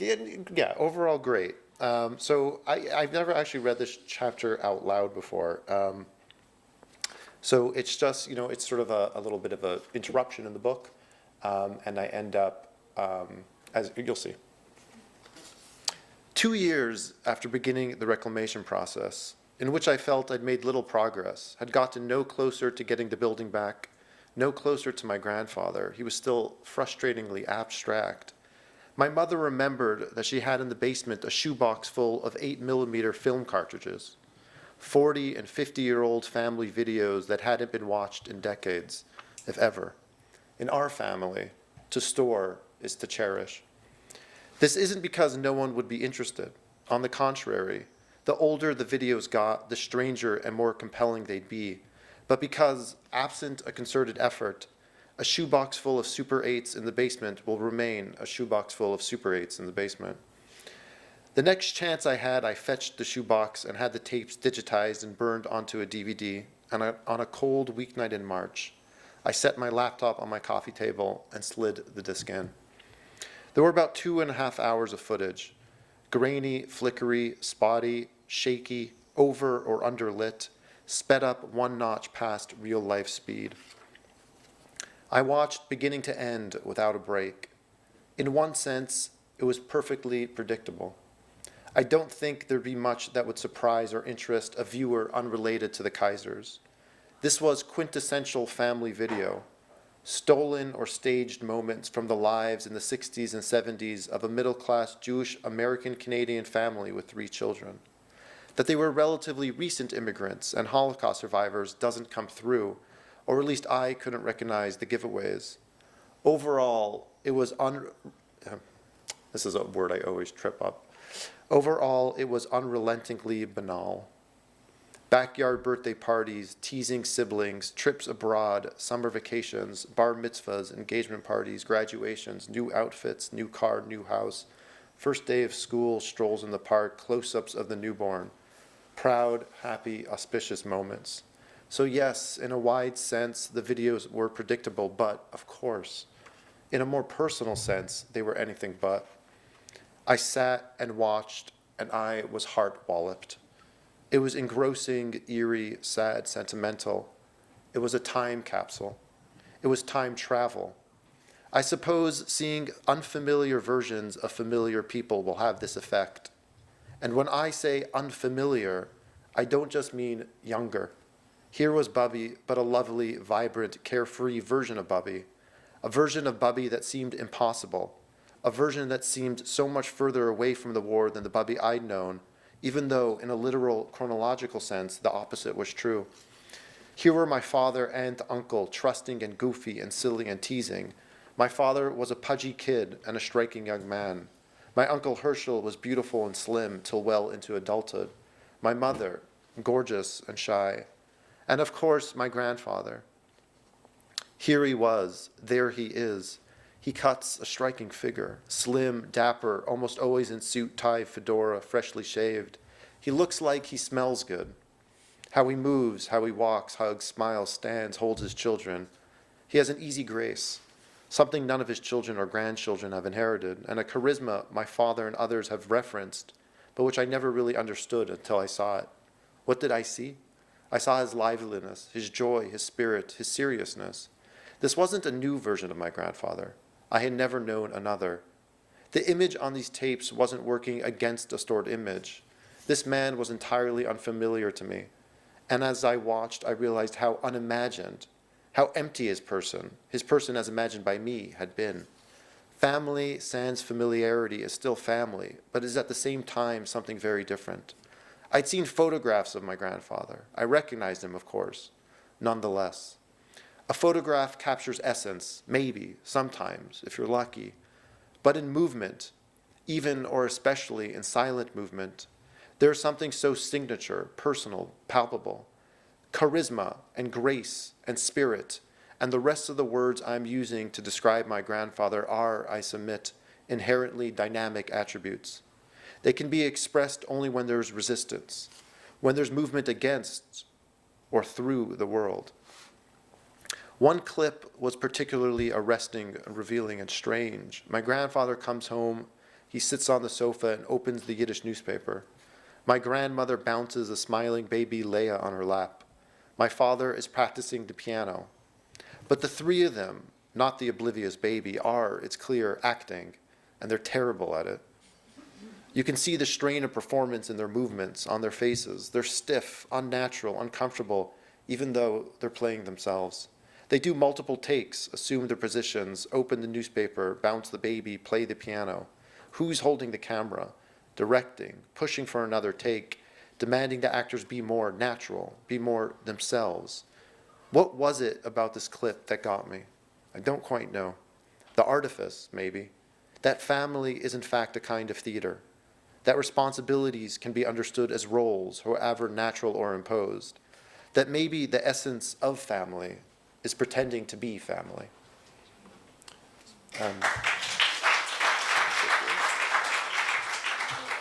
Thank you.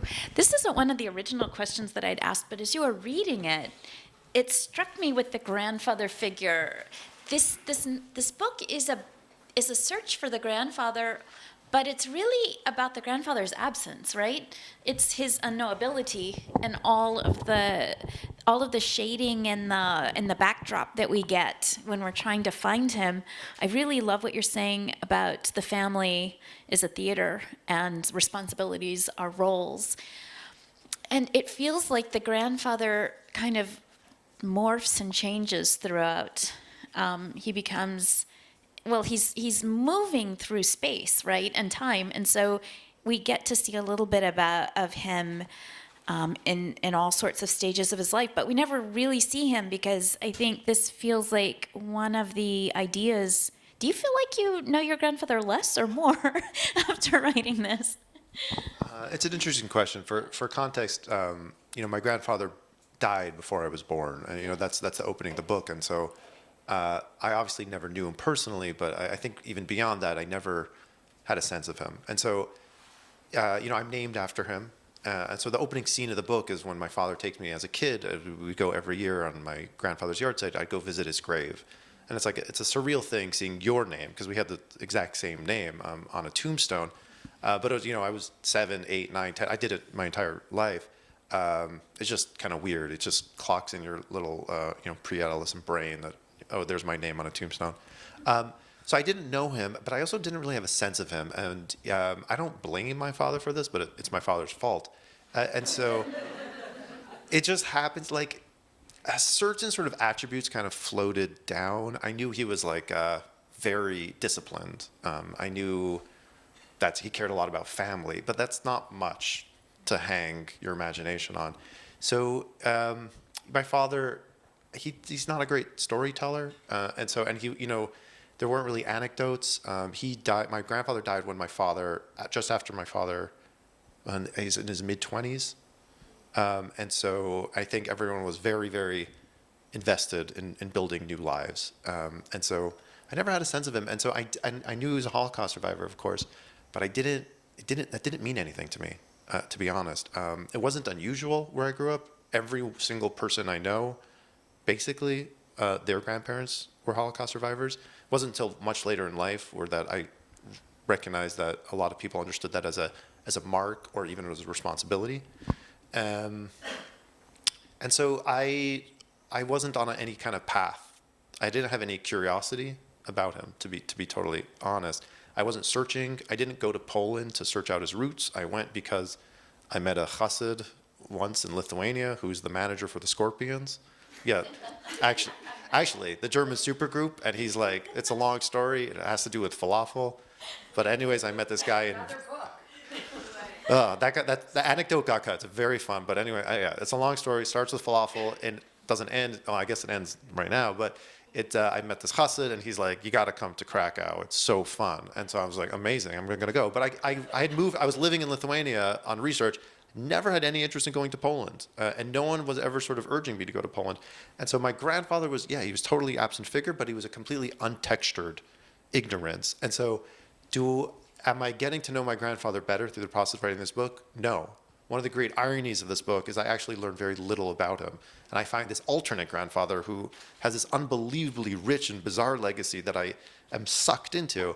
But I will say my ignorance becomes textured, which I feel is like the great gift that I was given by going on this journey. I was actually able to sort of push into that ignorance and ask myself these questions. And so I don't learn that much more about him, but I end up having either it's conflict, even, that was the next section in there is sort of a conflict with my father over what my grandfather's legacy means, or what the moral responsibility is. And, it comes through this building of this reclamation, but how to sort of hold on to a legacy that you don't know anything about. Thank you. It strikes me now as you're speaking that, Bill, earlier you said that poetry was the one form in which you admit that you don't know anything or you don't know everything. And this book also, nonfiction, I would say, does the same thing, because I love it that this book is really about what we don't know, but all the ways that you can catalog what you don't know, right? And I just want to ask a form kind of question or a technique question, since we're writers here. One reviewer called this a lovely mess, and I love that. Reading it really is kind of like watching somebody try to take a cat for a walk. You want to go to this corner, but this cat wants to sit in the sun for a while and then grabs a bird, and the bird, it's just like that. And so, how did you write this book? Okay, a little bit of a disclaimer. The reviewer who wrote Lovely Mess was me. So that was a description it was a description I had on my website, but It's a lovely mess. yeah, and so I'll take credit. I'll take credit for it. You know what? If I were going to review that, Yeah. I'm going to review this book soon, Yeah. and I'm going to call it a lovely mess, and then you can quote me. It was great. We could plagiarize each other. I actually love form questions. To me, having done interviews about this book for the last 2 years, usually I end up talking about plot. And so you're like, you want plot? buy the book. To me, form are the most interesting. So it was actually really exciting talking to students and teachers. How did I write this book?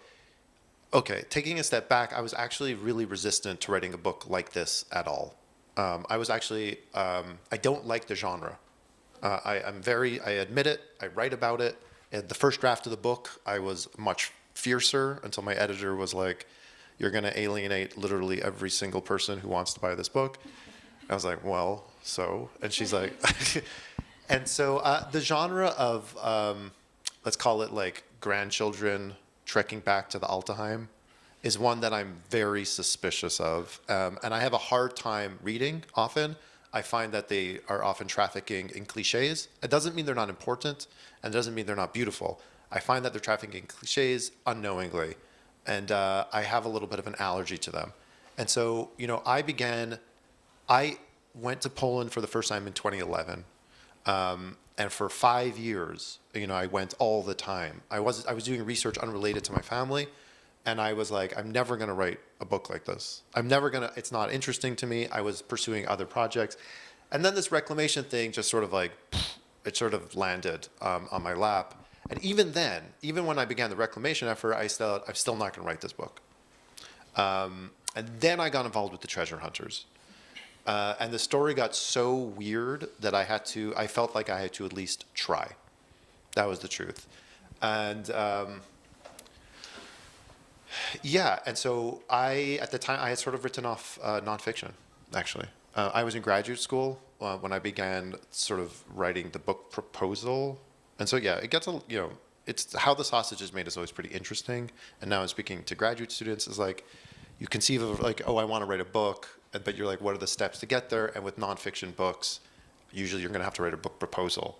And so you think about the book proposal, which is tricky, actually, because you get sort of sucked into a genre. And so you actually have to figure out how to market the book before you write the book, which messes with your creative instincts. And it's a lie to say it doesn't, because it's a very, very long process.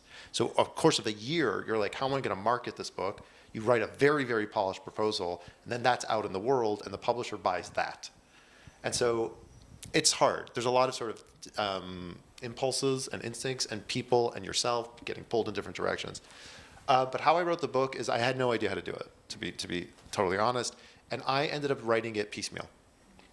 I wrote every single chapter individually, and I didn't know how it was going to come together. Originally, in my original draft of the proposal, I said I'm going to write 2 books. Not like literally book, sometimes you see book 1, book 2 within the same bound copy. And so I was going to separate those 2 narratives, the reclamation one and the treasure hunting one, because it wasn't obvious to me how they came together. And so I was sort of like smushing them into one thing and hoping people wouldn't notice. I was like, I could come, if like on the spot, I could like talk around it. I was like, what do you mean? No, it's all the same. It's me and my arc. But it didn't really work on the page, and so it ended up we did on the proposal, to be honest, before I had conceived the book, we did kind of smush it, and it was a little awkward of a fit. And I'm like very fortunate that my editor had more vision than I did at that time, for sure. Also, what's important to realize, the ending was originally the ending was the obvious one, which is how does a reclamation effort end? Is that I get the building back. That's the triumphant. That's like the natural arc, and that's what I thought was going to happen. So when I began the book, when I actually had my book contract, so I was committed to writing this thing, I was like, okay, that's how the book ends. And then about 10 months later, it became very clear that I was not getting the building back, and certainly not getting the building back in time. And so I had to reconceive of what the end was, which is very hard, because you're like, what are the stakes of the book? But this is another example of like ignorance is actually could be much, much richer and more interesting than sort of like clean, knowing narrative lines. And so I actually had to figure out what the stakes were, and I actually had to interrogate my own motivations in a way that I hadn't done before. So before I was in fact, despite all my resistance, working within a cliche. Like I didn't realize it. I was working in a cliche of sort of like a sentimental, whatever it was, like an insertion of myself into my grandfather's narrative and reclaiming, and I was triumphant. I had never really examined that. And now that the fact I wasn't getting the building back, and I still had to market a book and sell it and deliver it, was very tricky. And so this is a context, there's a lot of context to how I went about writing it. I had no idea what I was doing. I wrote every chapter individually, like a puzzle, actually. And then I was like, I just sort of threw them together. And I think one of the things this is really actually nice talking to students, because I think a lot of you guys are going to be able to relate. I think what's not often talked about is luck. Honestly, there's a certain amount of luck, especially when you're writing a project that's longer than you've ever done before. And so we talk about short stories that are so tightly plotted. I think it's novels could feel like that. And with nonfiction books, I think sometimes you put 2 things next to each other and they work. And sometimes they don't. And it's like, afterwards, you're like, yeah, I'm a genius. My genius is apparent, and people are like, wow. So a really good example here is the epilogue. I have an epilogue which has nothing to do with my story. It's like I meet a guy, and he tells me about this crazy story where his father-in-law has hidden 10 golden eggs before the war, and we go into an attic. I actually literally remove bricks. It's a wild story. And it's not my story, though. It's completely his. And he's like, I get this question all the time of like, people really like it, some people really hate it, and some people actually accuse me of making it up, which I'm into all of those reactions. And, but they're like, why did you put it as an epilogue? And I was like, where else should it go? That's it. It doesn't make sense anywhere. It's not my story. So either it's a prologue, and I'm like, why would I give a prologue to someone else? It's an epilogue, and I put it at the end, and like on that first draft, my editor wrote, this makes no sense. It breaks all the rules. I love it. and the themes actually were really interesting, and I didn't come up with them. And so I would say I had an amazing editor. I just got another real stroke of luck. But her major contribution was that she could think of a book as a book. And I could not. I could think of my story and like putting it down. I could not actually hold in my head chapter 2 and chapter 17 at the same time. It's just, I think it's a different skill set. And like, I don't think I'd be a great editor, and so Also, this is another lesson. I didn't learn it in graduate school, the value of editors. Because we just think of them as sort of a safety net. Often, they're not. They're actually a big part of the creative process, and it's like zero knocks on your ability when the editor makes extensive edits. That is not it. It's love, but it's collaboration in like the richest sense, and like it's something I had to learn the hard. I guess it doesn't matter if you take my words to heart. You're still gonna have to learn the hard way. It like does not matter. It's still tough on your ego. It's whatever. But our blind spots are blind spots. So yeah, I kind of threw it in the thing, and my editor's major contribution, she did like a wholesale. She's like, reorder this, and we actually ended up doing 4 sections. I don't like chapter breaks. I'm a weirdo. I'm like, let's just have one long text. I'm kind of, yeah, sometimes I'm not helpful to the reader, like my instincts. But she's like, you can't do that. And so she divided it up, and we had kind of like an intermission chapter. And so, yeah, again, I want to sort of emphasize the role of luck and to emphasize the role of the editor and obviously my accidental genius. Thank you. It sounds, it has a feeling, you really should read it if you haven't done that already. It kind of feels like diary entries. And so that's sort of what I was hoping you would say, yes, it's my journal, and or part of it might. But I really, really like the way that I think what you're discussing with that epilogue is a little bit like collage. You put 2 pieces that could be related to one another, and then they amplify one another. And because it wasn't your story, but it totally felt like that's how it should end. So part of this book, what I loved about it really is that it has all these questions. When I started to read it, I have to admit, I at first thought, well, we already have Ruto Modon's the property, and that's funny. Like, do we have to read this? And I love that you question that, and I love the way that you interrogate that, and then you just kind of go with the flow. And it asks all kinds of questions, like, why am I writing this? Who am I writing this for? What am I doing? I kind of started to wonder if you were trying to reclaim the property for the plot at some point, which I think is really cool. I do a lot of things for the plot. But I want you to talk about one more thing before I ask you to read again. Do we want him to read now, or I want to ask you one more thing shortly, and then I want you to read some more because everybody looks excited about that. But at a certain point, you kind of get exacerbated by what's happening, and you're like, if this were a novel, why is this happening? I wish this were a novel, and then this is what would happen, which is super cool, because then you get the novel version as well as the nonfiction version. What do you see besides... Is control really the difference between, because I also will say that when I asked him to read, he's like, sure, do you want me to read fiction or nonfiction? And so I'm wondering what you see as the difference between fiction and nonfiction. Is that a really big, stupid question? But you do both, and they're mixed into the, yeah. Yeah, I had sort of, at my creative writing arc, I had started as like an essayist. And then I was like, I'm much more interested in writing fiction. So my graduate school was in fiction. And I was like, this is sort of where it's at. And then I got pulled into this. My thesis was a novel. And basically the first professional step when I submitted to agents, I had those 2 finished projects. I had the novel and I had this project. And it was decided to go with this because I think Nazi Gold was more marketable than my novel, which was about Yiddish poets, which sound cool, but yeah, you know what? It's a tougher sell, I think, to be like Yiddish poetry. Nazi Gold just has like pulls. I think with this book is particular. I think it's an amazing question. I think it's really interesting. What could fiction do that nonfiction can't, and vice versa. But I will say with this book, one of the sort of the great frustrations, but what ended up being very rewarding and very enriching was the fact that I got everything wrong. And so, my book doesn't actually have that much narrative. It sounds like there's a lot of narrative because there's a lot there and it's very strange, but there's not so much, if you sort of plotted it out, not that much happens in like a plot, in a very strict plot sense.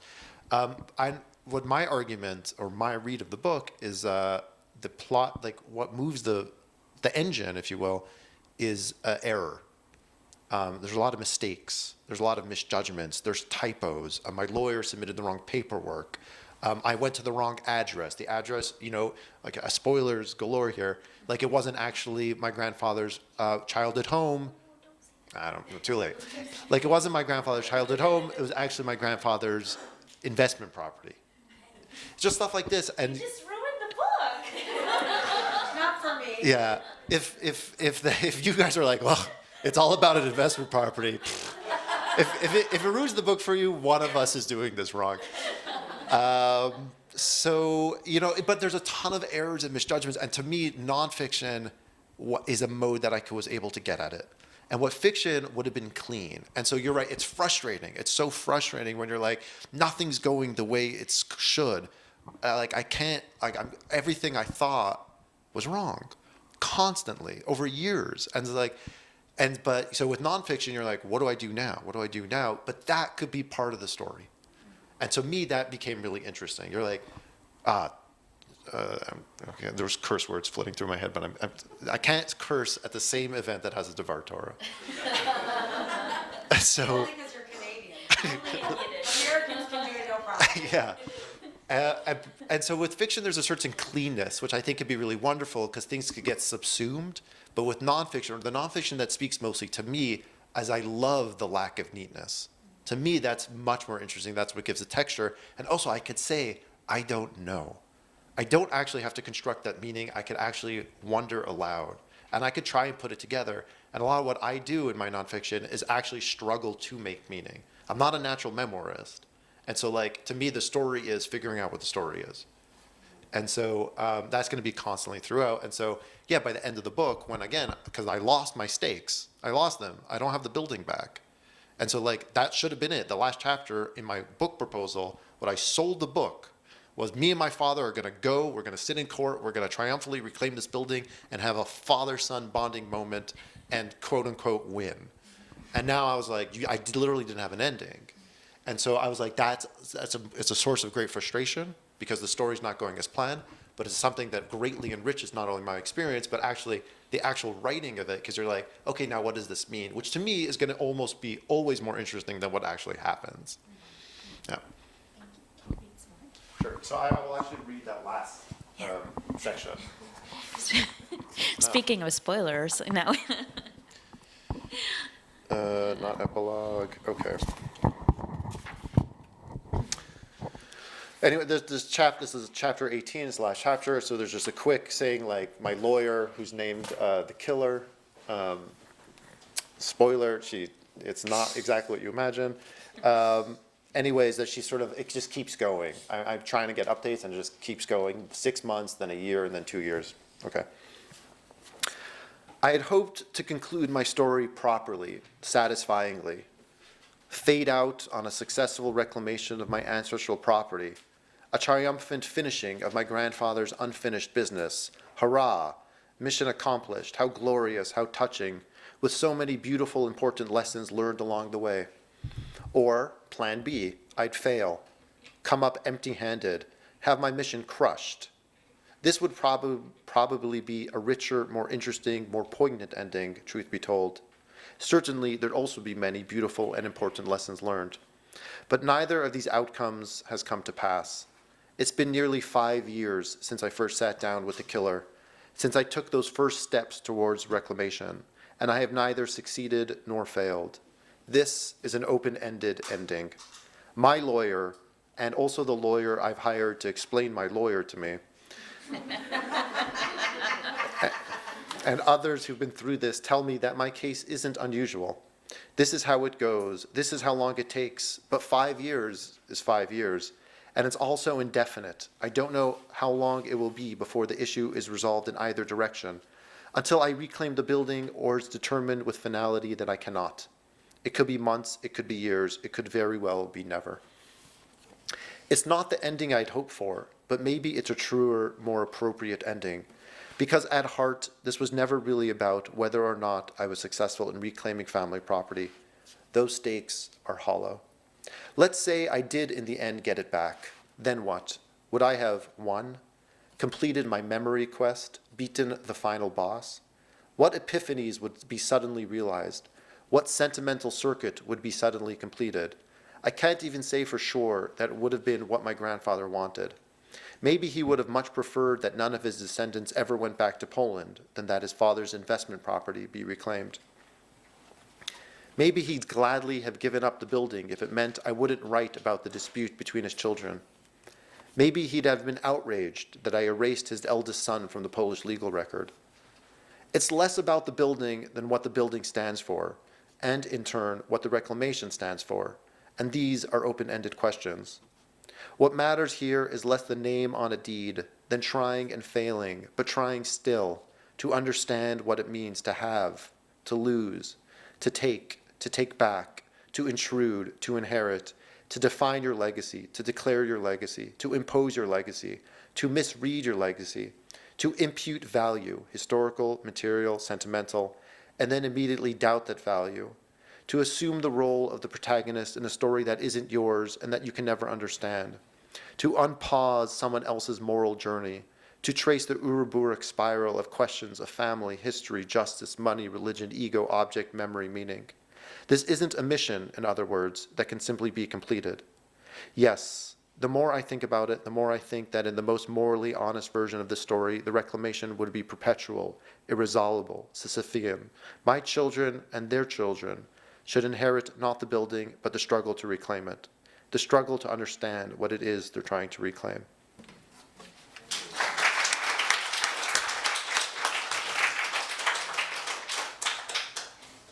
All right, I think we have some time for your questions. Would anyone like to ask any questions? Yeah, go on. You said right at the beginning that this is not the kind of book you wanted to write, because in these roots tour books there are these stereotypes that I want you to share what you mean by that, given that several of us who are involved in non-fiction are writing exactly that. Yeah, I don't mean to discourage anyone from writing. I actually mean to encourage. I don't think cliches is a reason to avoid. I actually think it's a reason to attack.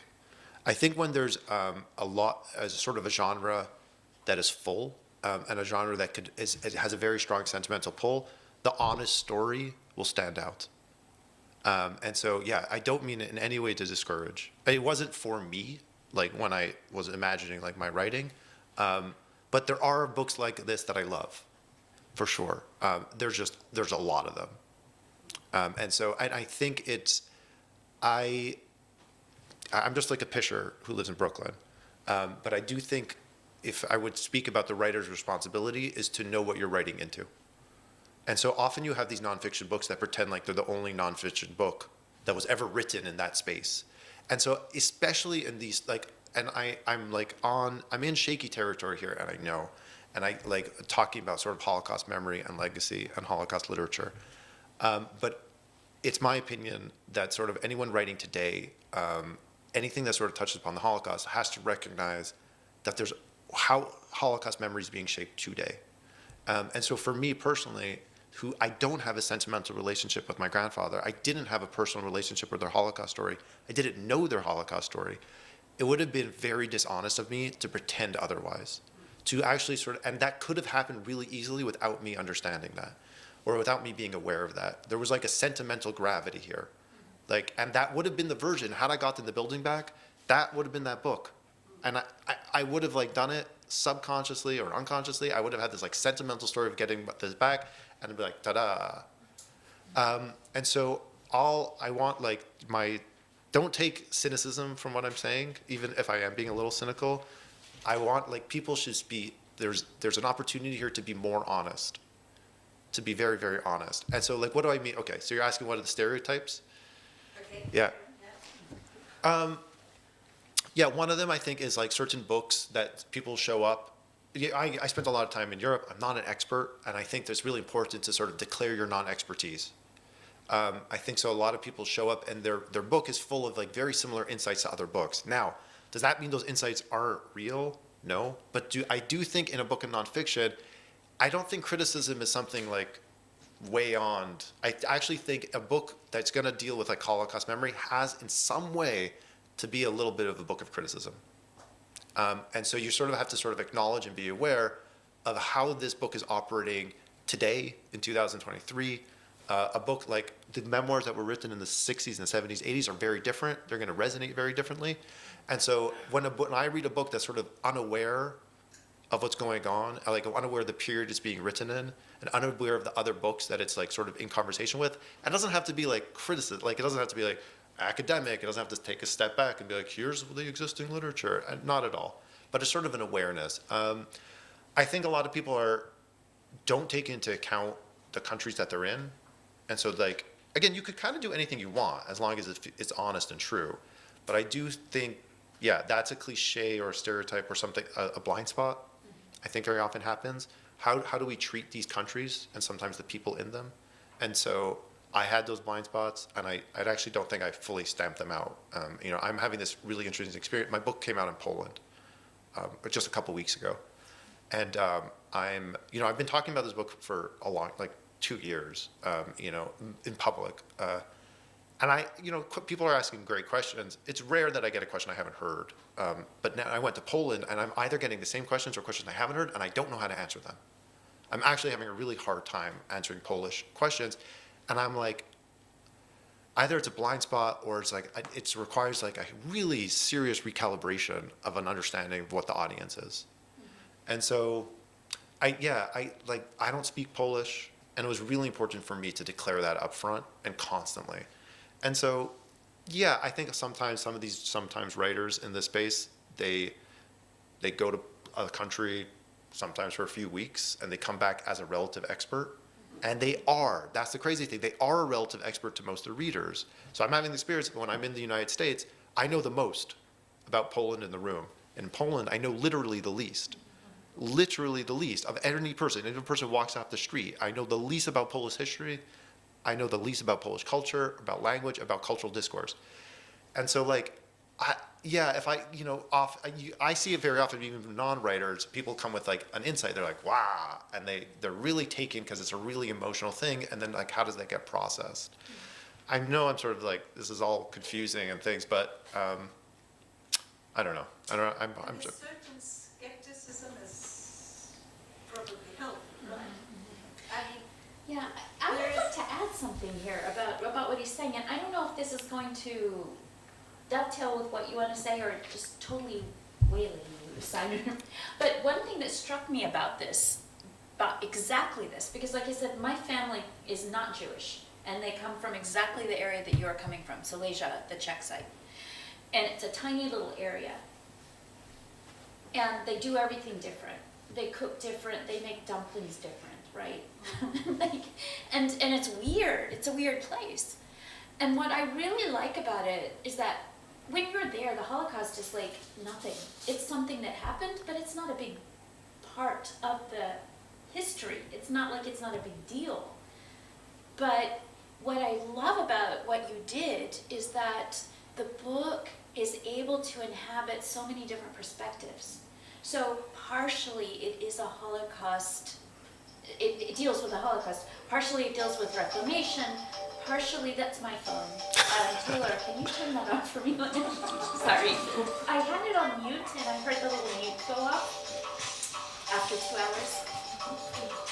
So what I loved about it was that it's able to inhabit many different perspectives, and I think this is what keeps it from being cliche. It's like, yeah, this is what I look like to these guys, and this is what these guys look like to me, and this is what this new guy that just walked in and hasn't been researching this for 5 years looks like to both of us. And I love that honest, ability to inhabit all the different perspectives, and that's what I don't see in any other. Yeah, I'll just add like one more. I think it's a very unique mode. And so because there's a lot of it's like one of these it's a literary genre that has extra literary significance, right? And so people read it for different reasons. And so people read it for like memory reasons and legacy reasons and memorial reasons. To me, that's an interesting tension. But like if it's getting ignored, that's a problem. And so yeah, I'm interested in attention. I would look when the kind of the writing about the stuff that I'm most interested in is one that's sort of aware and alive to that tension. But again, when you sort of impose literary criticism on anything Holocaust related, things get really strange and really, to me, really interesting. But like, how do we do literary criticism? This has been a question for 70 years. How do we talk about literary criticism when it comes to actual Holocaust memoirs written by people there? It sort of breaks down. There's a really, really wonderful book called 1,000 Darknesses by another Sammy Rohr Sammy Rohr family person, called by Ruth Franklin. And that book, I read it in my early 20s, and it kind of it was a very, very influential book for me of how to actually think about this past the pure content.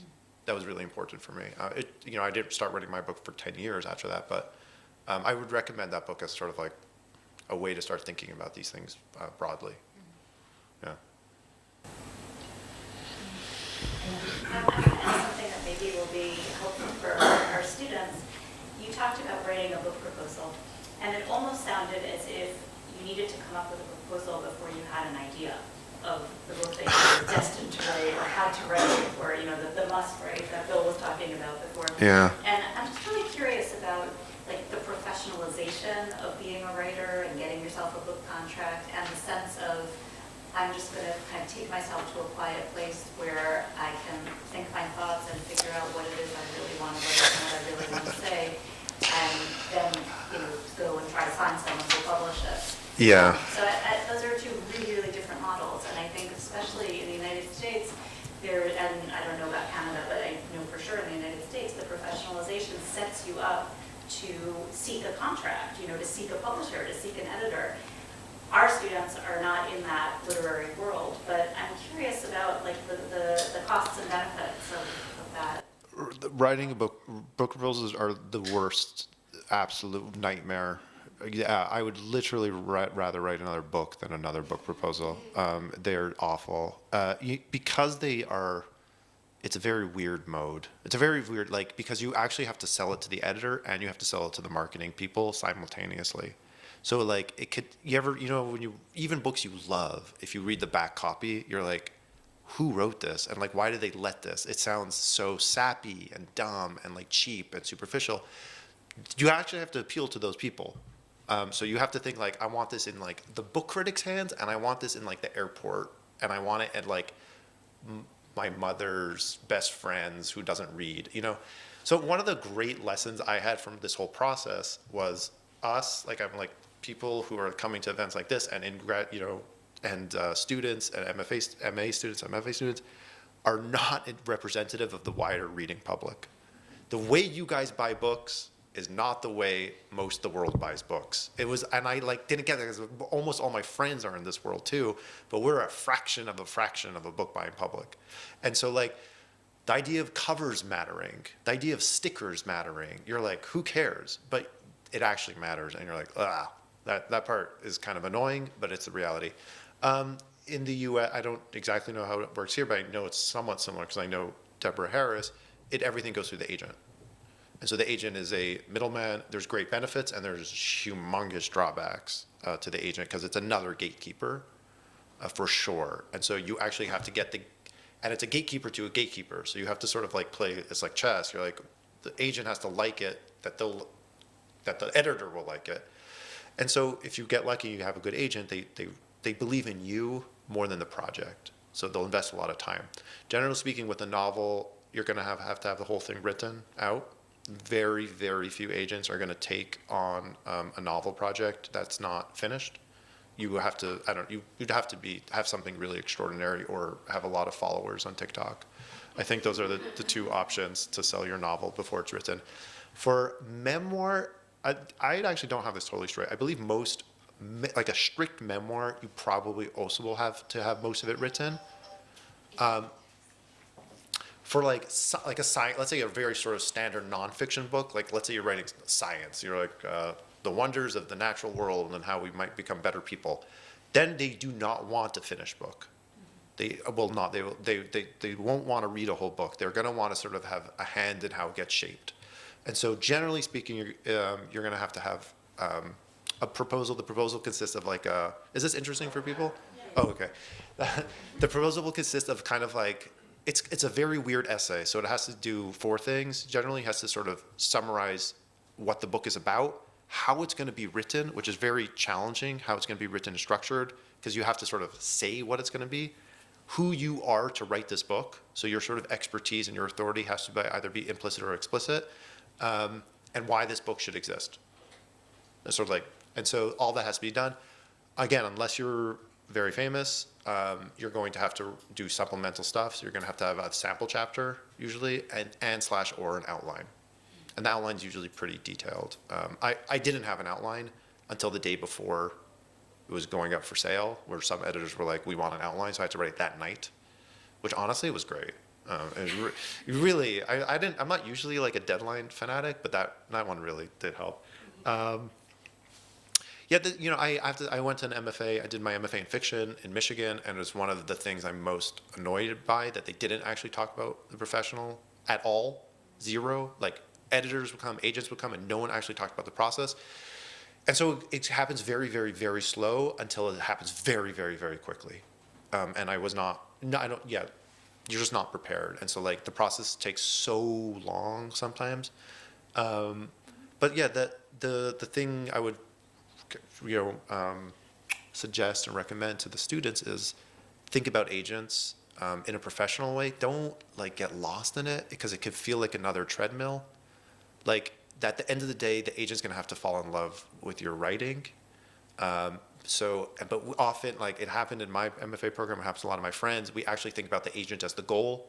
The agent is not the goal at all. The goal is always gonna be your writing. And like then, like you might be able to fool people for a book. You might, but it's not gonna be anything that could be sustained. Like you actually have to sort of like be committed to your writing, because like, and so think about it. Like, be in touch with agents. That's why like communities matter. Being part of a group matters, and publish. And, the agents I met either saw, I met, the first agent I had a real relationship with was Deborah Harris, and I had written a long piece of journalism about something that took place in Jerusalem, and they approached me and they're like, "Are you interested in writing a book?" And I was like, I actually can't. This is something I was not able to write a book about. It was taking place in Jerusalem. My Hebrew wasn't going to be good enough. But we developed a relationship. And like 8 years later, I went back after grad school. I showed them my novel. I showed them this book proposal. I ended up not going with them. But that was a relationship that I nurtured. And so I would really encourage, like, publishing. Agents are actually really hungry. We tend to think of them as like, these like weird overlords who are but they actually are looking for new work. Now, submitting slush is the most dispiriting thing in the world. Totally, it sucks. I can't sugarcoat it. But like people are looking, and so like really take that to heart. And like people are looking for interesting voices, and you guys are actually coming from a really interesting place. Like even though I've just been here for a couple hours, it's really clear that the environment is being fostered is very different. And very interested, and there's like a real diversity, and there's like real different perspectives. You guys are not like a classic MFA program or an MA program, but I think that's really working in your favor. And so, it sucks. The process sucks. But like, if you thought the process didn't suck, then one of us is in the wrong place. And so, but it's something that's like, it's just part of the process, but don't lose yourself in that. Just like actually stay. Yeah, and I'm not a romantic about writing. I'm all like, but this one is like, if you're just strictly professional about it, you're gonna really, really not enjoy it. Yeah. Earlier, quick question. Earlier you mentioned the struggle between selling a book and the creativity. How do you find the balance between the two? Like if you're trying to write a book and you're coming from a creative perspective, but it may not market or sell as well. Yeah. Okay. I will, with a caveat here, I can't speak about the poetry stuff at all. And so I think that's an important caveat. Like in my grad school, there was no nonfiction. There was just fiction and poetry. And so we really liked that the poets were there because it made us feel good about our career prospects. We were like, it makes us look like sensible. Like when our parents were like, "You're doing what?" We're like, "Don't you think we're doing something?" You guys are poets here, but yeah. But I do have a lot of friends who are poets, who are published poets. I do. I don't know. I think I know one professional poet, to be honest, who like doesn't teach, who like makes enough money from. I think I know one, but I don't. Yeah, poetry. I like. It would seem insane to sort of sacrifice. Yeah. I think there's going to be a tension there, especially if you're experimental. But I think a lot of people overemphasize that difference. Okay. So. All right. No. Okay. We need to go. That's like we gotta go. Yes. We are being whisked away, and Yeah. And so thank you all very, very much.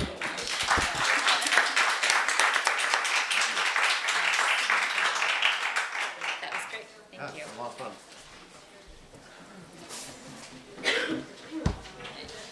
Are we going to dinner? Yeah, that's the record. Thank you so much for coming, and we will see you around, see you next year, see you tomorrow, depending on things.